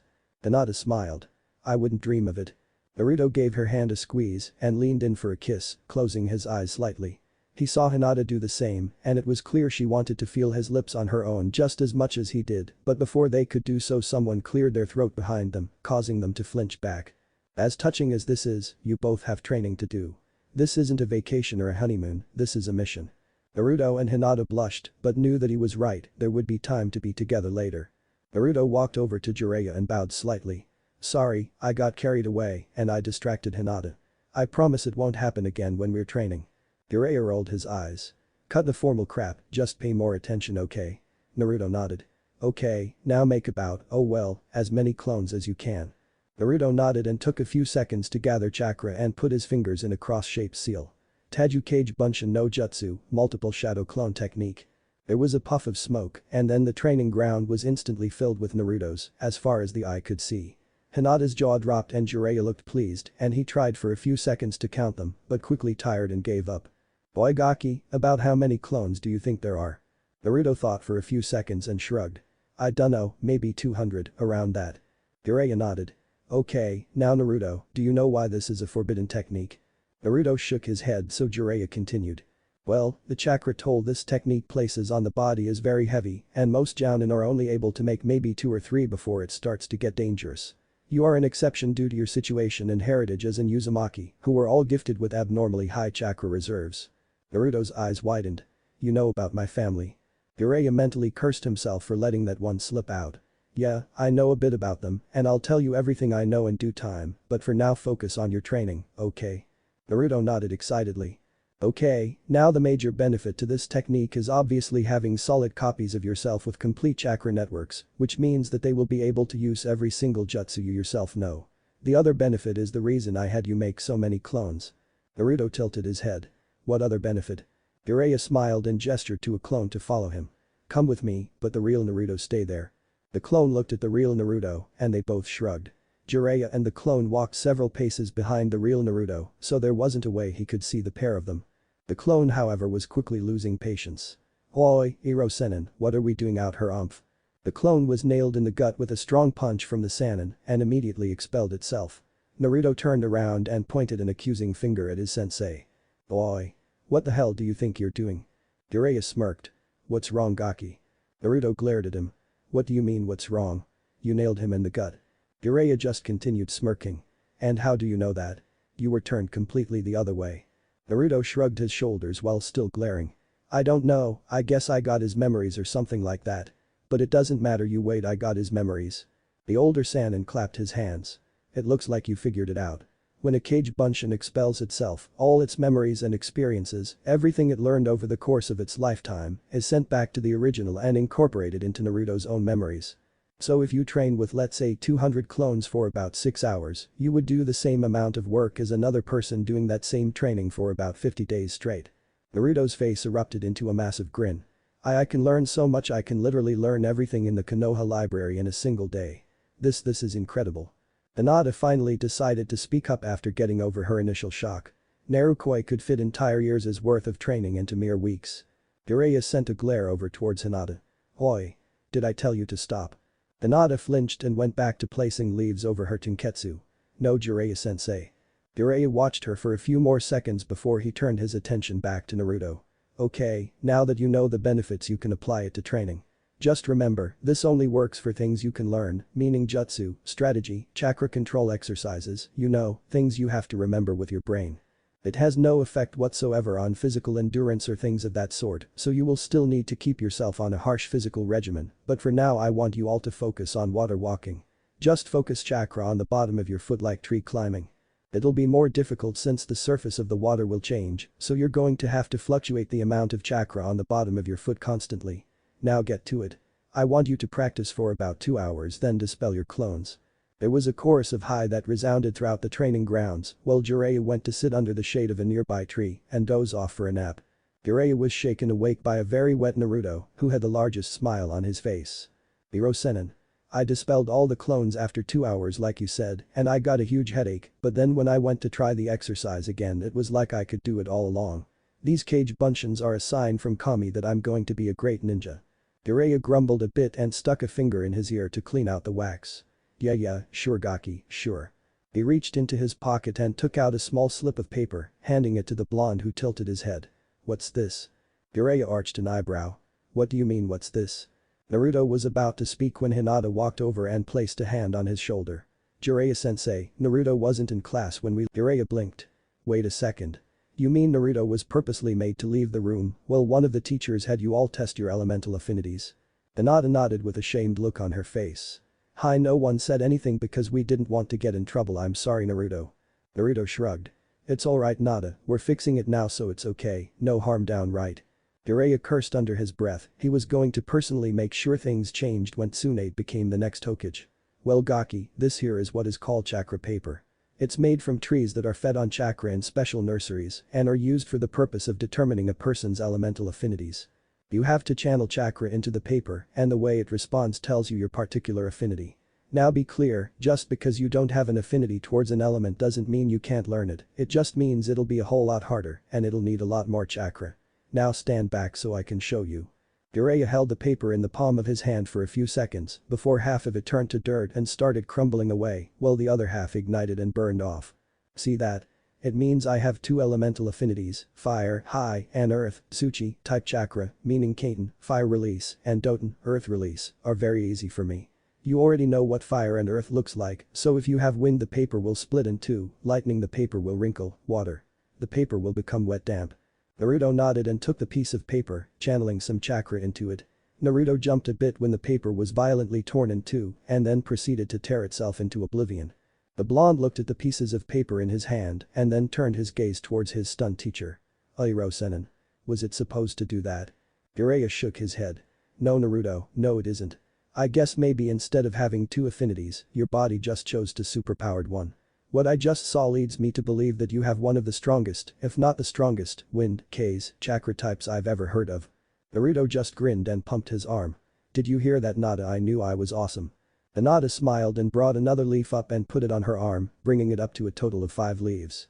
She had made decent progress, but she was reaching the limits of her chakra capacity and she would soon need to rest unless she wanted to risk chakra exhaustion. Naruto was brought out of his cheers by an abrupt smack to the head, courtesy of Jiraiya. "Listen here Gaki, don't let this get to your head. You still have a whole lot of work to do before you are anything more than a nuisance to most shinobi." Naruto glared at the Sannin while rubbing the back of his head but knew where his sensei was coming from. Pride could get you killed on the battlefield, he had seen this more than once having been on a team with one of the most prideful people in the world. Sorry Hiro-senin, it's just I've been told for so long that I'm the dober dead last that I got excited when I found out I was actually going to be good at something. Jiraiya sighed. Look kid, if it makes you feel better I was the dead last of my class too. Naruto's eyes widened in disbelief and Hinata too was so surprised she let all the leaves fall. Unfortunately Jiraiya saw her lapse in concentration. Boy, Gakiet, good job on keeping it up for so long, but now you have to drop down and give me 100 push-ups and then do 200 squat jumps. Then repeat that 5 times. Hinata's mouth fell open and she sent a pleading look for help to Naruto, who nodded back. Hiro-senin, isn't that a little harsh? Jiraiya chuckled. It might be, but that is what my ex-teammate Tsunade made me do whenever we trained. She was a strength and stamina monster and those two exercises were her bread and butter. Of course, she would eventually wear weights for added strength, but you get the picture.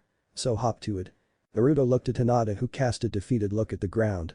Naruto laughed at her distress as she did one push-up after another, but his laughter stopped when he found Jiraiya smirking at him evilly. Who said she would be doing this alone? Naruto gulped and went over to take position next to his fiancée. The next 2 days continued in the same manner, traveling in the morning while training in the afternoon, and needless to say both Naruto and Hinata were exhausted.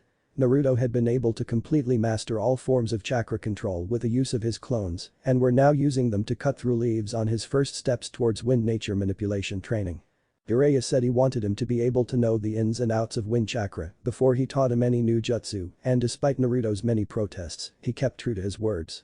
It was very slow progress, even with the clones, and Jiraiya assured Naruto that it took Sarutobi Asuma, one of the more accomplished Futen, wind release, users in Konoha, at least 3 months to complete this stage. The only thing Jiraiya had taught Naruto jutsu-wise was the Shunshin, body flicker technique, and that was only to shut him up on the second evening. Of course, this training was also joined by the physical training that Jiraiya put him through, and coupled with the mental fatigue of 200 clones and thousands of hours of training, it all equaled one tired genin, even with the Kyuubi's accelerated healing. Hinata was in worse shape than him.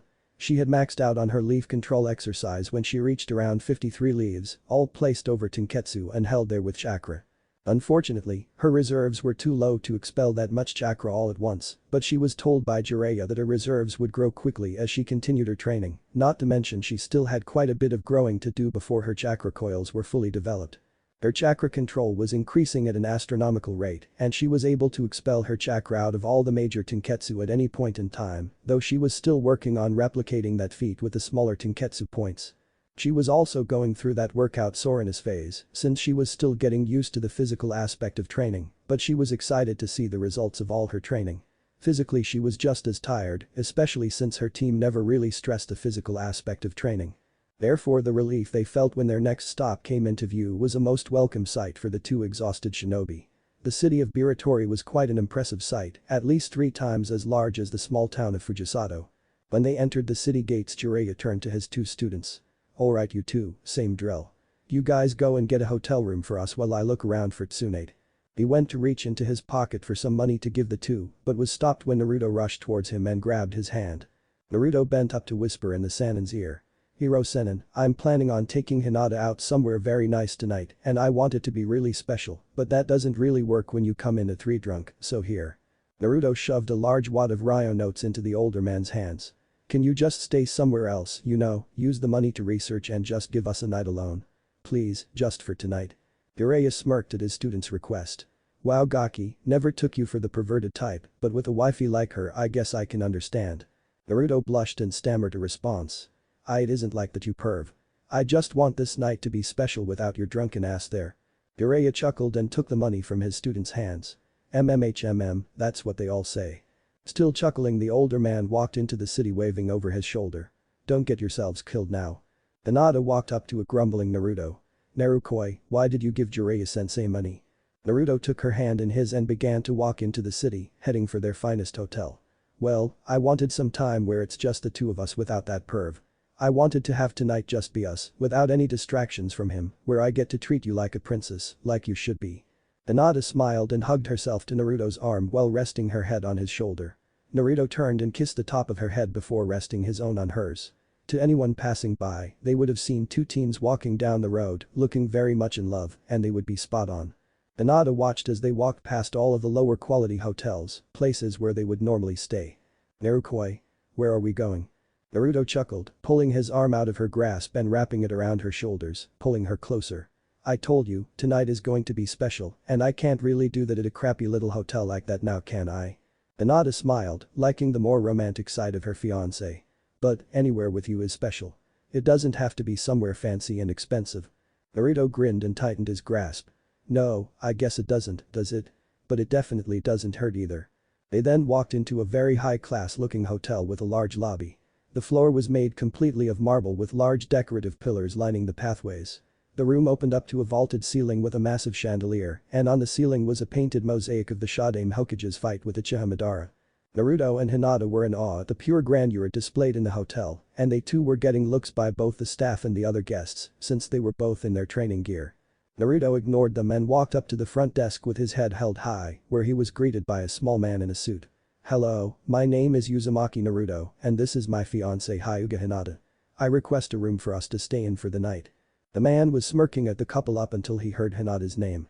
Hey, are you the Hyuga Hinata? Heiress of the Hyuga clan? Hinata smiled and nodded. Yes, I am. Now would you be so kind as to ready the Hyuga suite for my fiancé and I to spend the night in? The man bowed low while sending off several bellops to do as requested. Oh, of course, Hyuga-sama. Your room shall be ready momentarily. Naruto nodded and led Hinata away from the desk. When they were alone again, he looked at Hinata with an arched eyebrow motioning towards the check-in desk, but she just shrugged. What? The Hyuga are famous in Hai no Kuni and Konoha, especially with the fall of the Uchiha. We are highly respected and have many connections all throughout the elemental nations. Naruto nodded and smiled. I guess you're right. I'm still getting used to the attention, I guess. Hinata smiled and wrapped her arms around his back, pulling him in for a quick kiss. Well, you better get used to it, mister, because you aren't going anywhere for a long time. Understand me? Naruto chuckled and gave her another kiss. Yes, ma'am. A teenage girl with long brown hair and deep sea foam eyes in a bellop uniform approached the couple and bowed. Your room has been readied for your use. All sheets and linens have been changed and the room was given a quick cleaning. Naruto eyebrows rose. What? Really? That sure was fast. The woman bowed again. The Hyuga suit is always kept in good condition, but whenever its use is called for it is taken as top priority, especially when there are guests involved with the Hyuga visiting. Hinata didn't like the way the girl was looking at her. Naruto. Has she no shame? It is clear that we're together, hell, we're wrapped around each other. Thankfully when she looked back at Naruto he was only looking at his fiancée and they were led away to their room. They walked up to the elevator and when the doors opened Naruto pulled his hand out of Hinata's. She turned to him. What's wrong? He smiled and made a cross-hand seal, creating a cage bunshin. The two Narutos looked at each other before nodding and the clone ran off. Naruto then took Hinata's hand again and stepped into the elevator. Don't worry, Nata, he is just going to take care of something while we freshen up. Hinata could tell that he was keeping something from her, but she knew he was only trying to make this night very memorable, so she just let it go and stepped into the elevator. With Cage Bunshin. The Naruto Cage Bunshin quickly left the hotel and turned towards the upper-class portion of the city. He was given a specific number of important tasks that were vital to the success of the night Naruto had planned. His first stop was a restaurant, but not just any restaurant. He wanted it to be a place that showed culture and class, while also having the mood and climate that would ooze romance. He came to a stop outside a place called Enju, and the vibes coming out seemed to match exactly what he was looking for. He walked in through the door and up to the front counter, where a small man in a very nice-looking suit and tie stood. May I help you, sir? Naruto nodded and straightened up as high as he could, putting on his best impression of a Hyuga. Yes, you may. I would like reservations for tonight at 6 p.m. sharp. The man sighed. I'm sorry, sir, but we won't be able to process reservations only 2 hours ahead. It takes weeks just to get a table here. I apologize, sir, but it just isn't possible. Naruto swiped a seal on his arm that allowed him to use real money and took out an impressive stack of bills. Make it possible. 6 p.m. sharp. Hyuga Hinata and Uzumaki Naruto. The man's eyes widened when he recognized this name because as soon as he heard Uzumaki he stiffened. The man looked at the bills and shook his head, confusing Naruto. Right away, sir. Your table shall be ready when you arrive. Naruto thanked the man and left with a smile on his face. I think I can get used to this. Back at the hotel. Naruto decided to be the first to take a shower so he would be surprised at Hinata's attire. Luckily her father had the foresight to have a formal set of robes for her and a suit for him packed in case such an occasion arose. Of course the hotel had whatever cosmetics Hinata or Naruto would need while they were there and Naruto couldn't believe his luck in picking this particular hotel. Who knew the Hyuga kept a room here ready for the main family at any time? He sure didn't. Currently he was waiting on a sofa in the family room of the suit while Hinata was using the master bathroom to prepare herself. Naruto silently hoped she was one of those girls that took an hour washing her hair so he had enough time to finish his preparations for the evening. Luckily his clone created another clone before dispelling, informing Naruto that dinner was taken care of. Only 2 more things to do, and if those go off right, then this will be the best night of her life, I hope. Just then he heard the shower turn off and he silently prayed for his clone to hurry up and finish. But the cage bunshin. He was in a store, still in the expensive part of the city, one that he never thought he would ever step into. It wasn't because he didn't like what the store sold, he just thought that he would never need to be there, but fate has a funny way of changing things. He had been looking for over half an hour, scrutinizing each and every one they had, and he was giving up hope. Just as he was about to go to another store he found it. It was perfect in every way, it symbolized everything he wanted it to, and he was confident that she would love it. He looked up to one of the attendants who had been following him behind the counter the entire time. "I'll take this one. It's perfect." The lady behind the counter laughed. "Are you sure, little boy? It's very expensive. Now where are your parents? Are they in this store?" Naruto's smile dropped from his face. This wasn't the first time someone had taken him for a child, especially since he had yet to go through that male growth spurt, but he wasn't going to let this woman ruin his day. He pulled out his hit I-8 and showed the woman. "I am a shinobi of Konohagakure. I am no more a child than you are, and I demand respect." The woman froze in fear and bowed several times. "Forgive me, sir, I was out of place. I apologize for any insults I may have said, I wasn't aware." Naruto sighed, he didn't want people to be afraid of him and he just wanted to be treated like everyone else. "It's okay, I know I'm short for my age now, may I please buy this one?" The woman let out a sigh of relief. The stories of shinobi taking out their anger on civilians who insulted them are all too common, especially with the increase of missing nin lately. "Of course sir, but are you sure? It's the most expensive one we have in the store." Naruto swiped the seal on his arm to bring out several stacks of Ryo notes. "I don't think that'll be a problem, ma'am." Back in the hotel room. Naruto's eyes were as wide as saucers and his heart was pounding in his chest as soon as Hinata stepped out of the shower. He would never believe just how lucky he was that the woman standing before him chose him out of all the people in the world. Before him stood the pinnacle of human perfection. Hinata's hair was still in the shorter hairstyle, but to him, who usually liked longer hair, it was perfect that way. She wore little makeup, mostly a slight foundation to give her cheeks a more rosy look. She was wearing a deep violet kimono that had small branches of flowers scattered throughout. The obi itself was of a lighter purple color that contrasted with the darker kimono, but at the same time complemented the pale purple color of her eyes perfectly. He finally swallowed the lump in his throat. "Nada, you look beautiful." Hinata reverted back to her shy self momentarily and poked her fingers together several times. "Thank you, Narukoi, you look very handsome yourself." Naruto smiled and extended his hand in invitation. "Well, we should get going, Nada. I have the entire night planned for us and I think you're going to love it." Hinata accepted his hand and giggled. "Naruto, I would be happy if we just stayed in and had ramen. It's just being with you that makes it special." Naruto feigned regret. "Really crap. I already had all this stuff set up when we could have had ramen. Guess I should cancel it." Hinata started panicking slightly. Wait. I was just joking. Please take me out." Naruto chuckled and kissed the tip of her nose. "I know, Nada. I might be a little behind in the emotional department, but even I can take a hint." The Hyuga girl sighed relief. "Oh thank Kami, I knew I shouldn't have mentioned ramen, that stuff is like a drug for him." Naruto hooked her arm in his as she rested her head on his shoulder. "Well my Haim, shall we start this wonderful night?" She smiled and nodded on his shoulder. Naruto only chuckled as he walked out of the hotel room. But the cage bunshin. "Alright, this is the last stop, then everything will be perfect." He looked to the front counter and approached a small woman in an apron. "Hello young man, may I help you?" Naruto nodded. "Yes, I'm planning a special night for the most important woman in the world and I need something that tells her I love her and only her." The woman made an "aw" sound and complimented him on his romantic feelings. "You know, not enough men have the guts to spend the time to properly romance a woman. Whoever this young lady is, she is very lucky to have found you." Naruto blushed and smiled, mumbling something under his breath. "Well, actually it was the other way around." "So, is there something you can tell me about her?" Naruto thought for a second. "Well, her favorite color is purple." The lady behind the counter thought for a second then grinned broadly. "I have just the thing. Stay right here." She disappeared through a door behind the counter and came back several seconds later with a vase full of purple flowers. They are called lavenders. They represent love and fidelity and personally I think these are the best flowers out there to show that. So many people use roses that it's almost become a cliché, and the lavender has been really downplayed the last few years, so I don't think she'll be expecting it. Naruto took the flower and smelled it. It smelled faintly like Hinata, and Naruto knew then that those were the flowers he had to get for her and use, no matter what. He handed the vase back to her. "So are these the only lavenders you have or are there more?"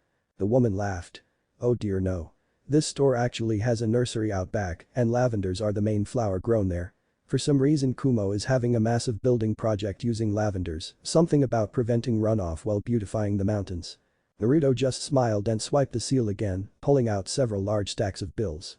"Perfect. I'll take them all." With Naruto. He led Hinata through the streets and they were getting looks from many people who were happy that such young love was in the air.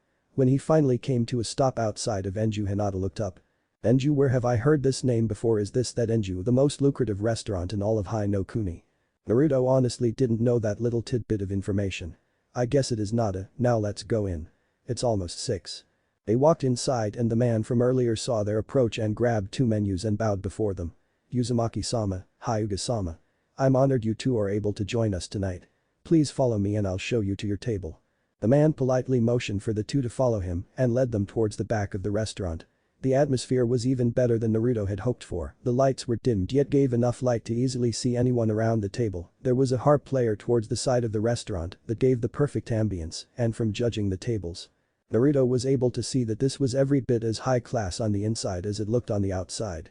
They were led through a door to a back room with a single table where a man in a very expensive looking suit was waiting for them. Hinata shot a look towards Naruto who just shrugged. He didn't know what was going on either. When they approached the other man he bowed. "Good evening Uzumaki-sama, Hyuga-sama. My name is Kunkana Enju, the owner of this humble establishment and I will be personally taking care of you two tonight." Naruto nodded and thanked the man as he was pulling out Hinata's chair for her to sit down. Naruto then took his own seat while their water glasses were filled. "Enju-san. I have a question for you if you don't mind." The man looked up and bowed. "Of course Uzumaki-sama, ask anything." Naruto now was very confused. He had never been treated like this before. "Why is everyone taking care of us so well? Not that I'm complaining of course. I'm just wondering why." Kunkana looked perplexed, as if Naruto had asked if the sky was blue. "Uzumaki-sama, do you not know that your family was the one who gave me the money to build this restaurant?" Both Hinata and Naruto were surprised this man knew of the Uzumakis, no one ever seemed to know anything about them. "You know about my family?" The man smiled. "Of course I do Uzumaki-sama. I was in contact with your family for some time and I am pleased to say that I consider myself one of their friends. I was told of a young Uzumaki with blonde hair and bright blue eyes and I made a vow to always welcome him into my establishment as I have welcomed his family in the past." Naruto fought back the urge to ask about his family. This night was about Hinata and he would always have time in the next few days. "Thank you Enju-san for your kindness." The man bowed again. "Of course. Now, what may I get you two to start off with? Your meals will of course be on the house." This was the signal for Naruto's stomach to make a rumbling appearance, causing Hinata to giggle and Kunkana to chuckle. With the cage bunshin. He was in the last spot he needed to be, finishing up everything, making sure it was perfect. Jumping back and standing on the hill overlooking his work, he felt satisfied with how it turned out. "She'll love it." He created a few more clones. "Alright, one of you guys dispel to send back the memories. The rest of you stay here and make sure no one messes this up. And make sure the rest of the guys stay hinged. This whole thing'll fall apart if even one of them jumps the gun." They all hate as the clone jumped off to find the original, leaving a dozen clones to decide amongst themselves who was going to dispel. They all circled up and began looking between at the other clones, tension building. Their hands began inching towards their kunai pouches and they started to slip into their taijutsu stances. Finally, at the apex of the tension, they all shouted at the same time. "Janken KO." They all threw out their hands, revealing that they all threw out paper. They all sweat dropped and one of the clones sighed. Maybe doing a Janken, rock paper scissors competition with clones of the same person wasn't a good idea. With Naruto and Hinata. The happy couple were sharing a desert of wasabi, multicolored sugar candies, and were happily chatting away. The night had so far gone off without a hitch and it was even better for Naruto since he got to meet someone who personally knew his family and he had already been invited back to discuss what the man knew. As they were finishing, Kunkana came back to the table. "I hope that you two found your dinners to be enjoyable." Naruto grabbed Hinata's hand and gave it a light squeeze. "I'm sorry Enju-san, but nothing will be able to beat Nada's cooking, but I will admit, it was very delicious." Kunkana smirked. "Of course Uzumaki-sama, I understand completely. Is there anything else I can get for you too? Naruto looked at Hinata to signal her that he was finished if she was. She smiled and shook her head. Thank you Enju-san, but I think we're finished. Now are you sure you won't let me at least compensate you in some way? Nkana shook his head and bowed. I wouldn't dream of it Uzumaki-sama. If I accepted your money I would shame your ancestors and the guilt would eat me alive. This is the least I can do. The blonde shrugged and thanked the man again, hopping out of his seat and extending his arm for Hinata to take. She took his invitation and walked arm in arm out of the restaurant. When they were out of sight she wrapped her arm around his back and pulled him into a fiery kiss. Naruto was surprised at first, but just went with the flow and began returning the gesture, enjoying the small moans and squeaks that came from the girl he was with. After they broke apart panting Hinata leaned her forehead on his. That was a thank you for treating me so well tonight Narukoi. Naruto smiled and pulled Hinata so she was flush against him, earning a squeak from the girl. You're certainly welcome Nada, but the night isn't over yet. They disappeared in a swirl of leaves via Shunshin atop a hill just outside the city. Hinata was confused about why they were there, but then she noticed her surroundings. They were standing at the crest of the hill surrounded by dimly lit lanterns, just barely illuminating the pair. Naruto motioned her to turn around, and when she did her breath caught in her throat at the scene before her. There was a large meadow filled with lavender plants that showed their natural color beautifully, perfectly accentuated by the pale moonlight. She was speechless at its raw natural beauty, and she was so enthralled that she never noticed another swirl of leaves from behind Naruto and the familiar poof of a cage bunchen dispelling. She finally found her voice. This is amazingly beautiful Narukoi I never knew lavenders grew this late into the year. She heard Naruto's voice behind her. They don't. Just then the entire field was filled with smoke from what looked like hundreds of cage bunchens dispelling, and when the smoke cleared, it showed the real lavenders remaining, but they were in a specific pattern. Before Hinata were the lavender Naruto had purchased spelling out the words will you marry me. Her eyes widened and when she turned back around she found Naruto on one knee, holding up an engagement ring up towards her with a large smile on his whiskered face. The band was made of white gold with 4 purple diamonds spreading out from the center of the ring like flower petals with a larger purple tanzanite stone in the direct center. The light glinted off the ring spectacularly and even in the darkness the stones shone brightly. Hinata brought a hand up to her mouth as tears began falling from her eyes. She began slightly trembling, and right before Naruto asked her what was wrong, she threw herself on the blonde knocking him down on his back.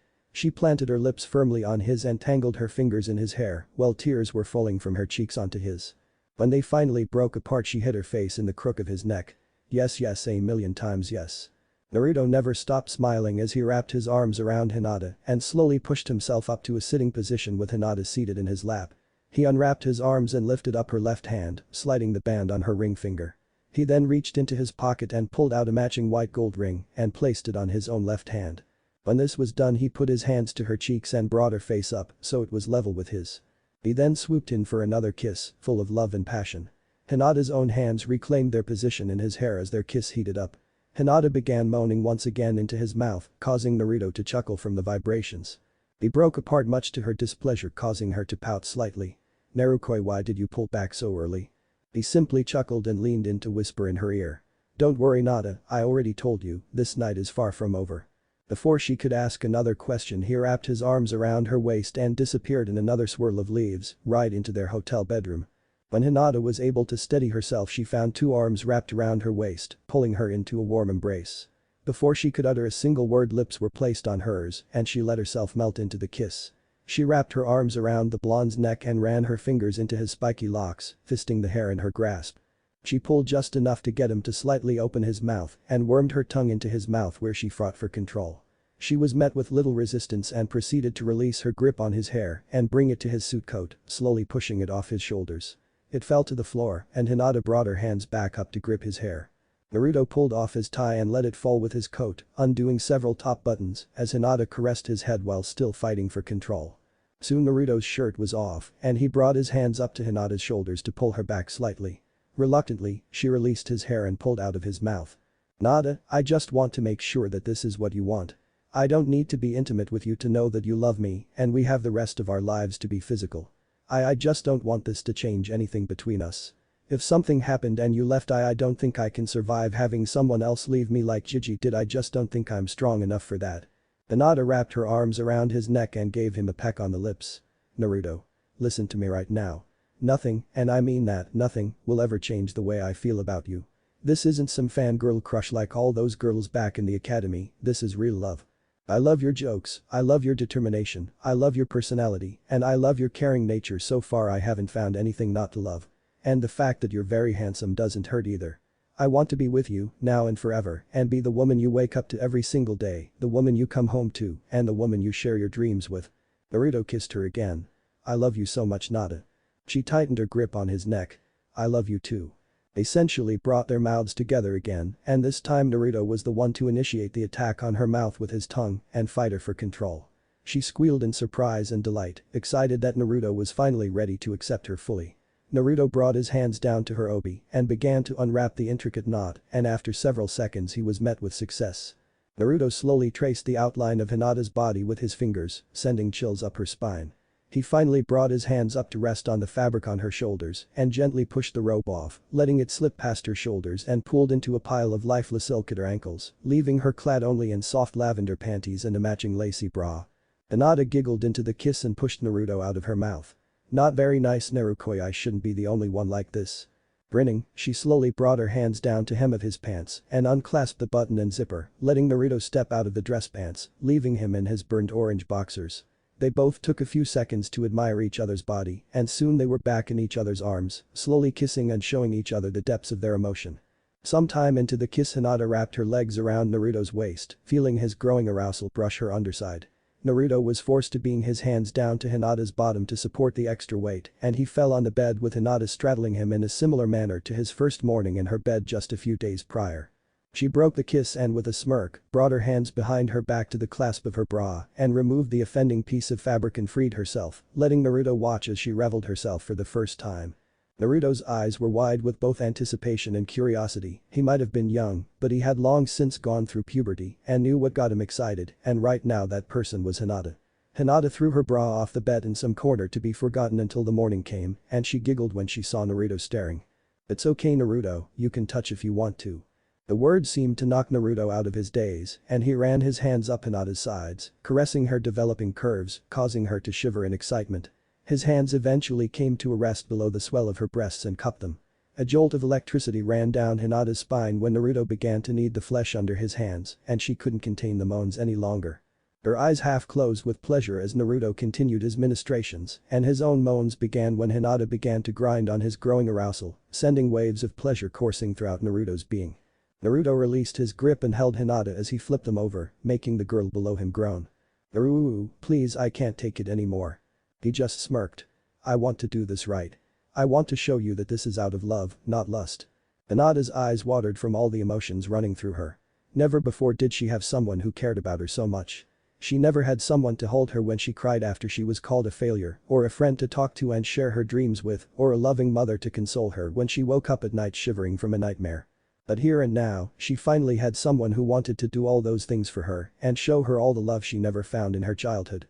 Naruto silenced her tears with a kiss, letting Hinata wrap her arms around his neck as she pulled him in closer. Naruto used his left arm to keep some distance between himself and Hinata while he ran his right hand down Hinata's side again and followed his trail across her toned stomach down to her covered womanhood. Hinata jumped slightly and her eyes shot open when she felt a hand touch her where she had never been touched before. She would have gasped, but her mouth was currently occupied and there was no way she would push Naruto away just to gasp, so she settled for a throaty moan. The blonde just grinned into the kiss as he kept up his touches. Up until this point he had just been experimenting on what he thought would make Hinata feel good and gauged her reactions. He had since determined that Hinata was pretty sensitive and just his touch made her leap off the sheets as her panties became progressively more wet, which made his pride soar. He was surprised when Hinata brought her legs up and wrapped them around his waist. She then brought her arms down to the bed and pushed off, rolling them both over, so Hinata was once again on top. She pulled her head back and sat up panting. "That wasn't very nice, Naruto. You tease me a lot and now I can't wait any longer." She crawled back slightly and brought her hands down to the band of Naruto's boxers, pushing them down to his feet and freeing him completely. Hinata's eyes glazed over slightly as she lowered her own panties, retaking her position above Naruto once again panting. "You don't know how long I've dreamt of this, of being with you, making love to you, holding you." Naruto smiled and ran his hands up and down Hinata's sides. "Now that dream is a reality. I love you, Hinata." Hinata smiled back. "I love you too." She grabbed him and put him into position, raising herself slightly, then plunging herself down, engulfing all of him at once. She let out a squeak and closed her eyes tight, letting the initial pain fade, while each second brought more pleasure than pain. Hinata had her hands on Naruto's chest to steady herself, while Naruto continued to run his hands up and down her sides to comfort her. It was torture for him. He had never felt something so absolutely blissful. His entire body was on fire from the pleasure coursing through his nerves, and Hinata's involuntary squeezes didn't help either. She was warm, tight, and wet all at the same time, and she was all his. He was using all of his willpower to not start moving within her. He wanted their first time to be just as good for her as it was for him. After what seemed like an eternity, she slowly began moving her hips against his, sending jolts of pleasure throughout Naruto's body. He rested his hands on her hip to help her move against him, and before long she built up a quick pace. Her hips rocked forward and back, getting faster and faster. Hinata started lightly moaning from the feeling of being filled so completely. The pleasure she felt only intensified when Naruto began thrusting his hips up. The grinding was soon replaced, and she was left speechless from the blonde's motions.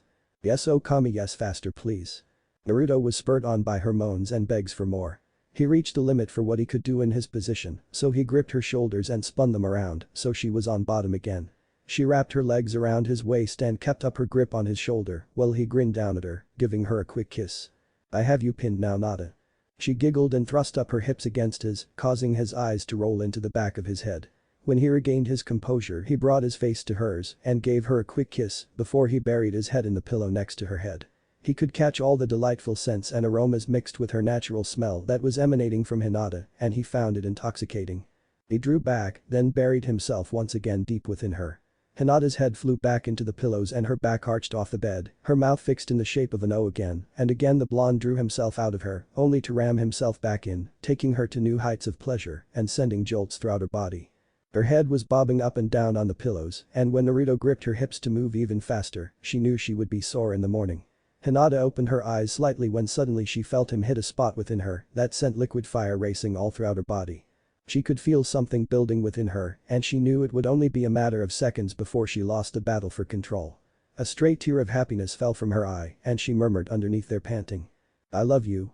Her eyes shot open as something deep within her exploded out, and she clamped down on her partner, screaming out a release. Naruto couldn't handle the sensations, and soon he too went over the edge with her as his eyes glazed over and he lost himself in the torrent of pleasure. They stayed that way for several more seconds before they both collapsed on each other, panting and gasping for breath. As the adrenaline began to leave their system, their eyes began to close from exhaustion. Naruto wrapped his arms around Hinata and rolled them over so she was on top of him, resting on his chest. Naruto looked down at his future wife and smiled, brushing one of her bangs behind her ear as she fell asleep. He bent his head down and kissed the top of her head. "I love you, Hinata, now and forever." And what if Naruto has harem with Hinata and Hyuga clan? And thanks for watching my video till the end. If you enjoy this content, then do consider subscribing to my channel and leave a like if you guys need the next part, comment down, and thanks for watching the video and see you guys in the next video.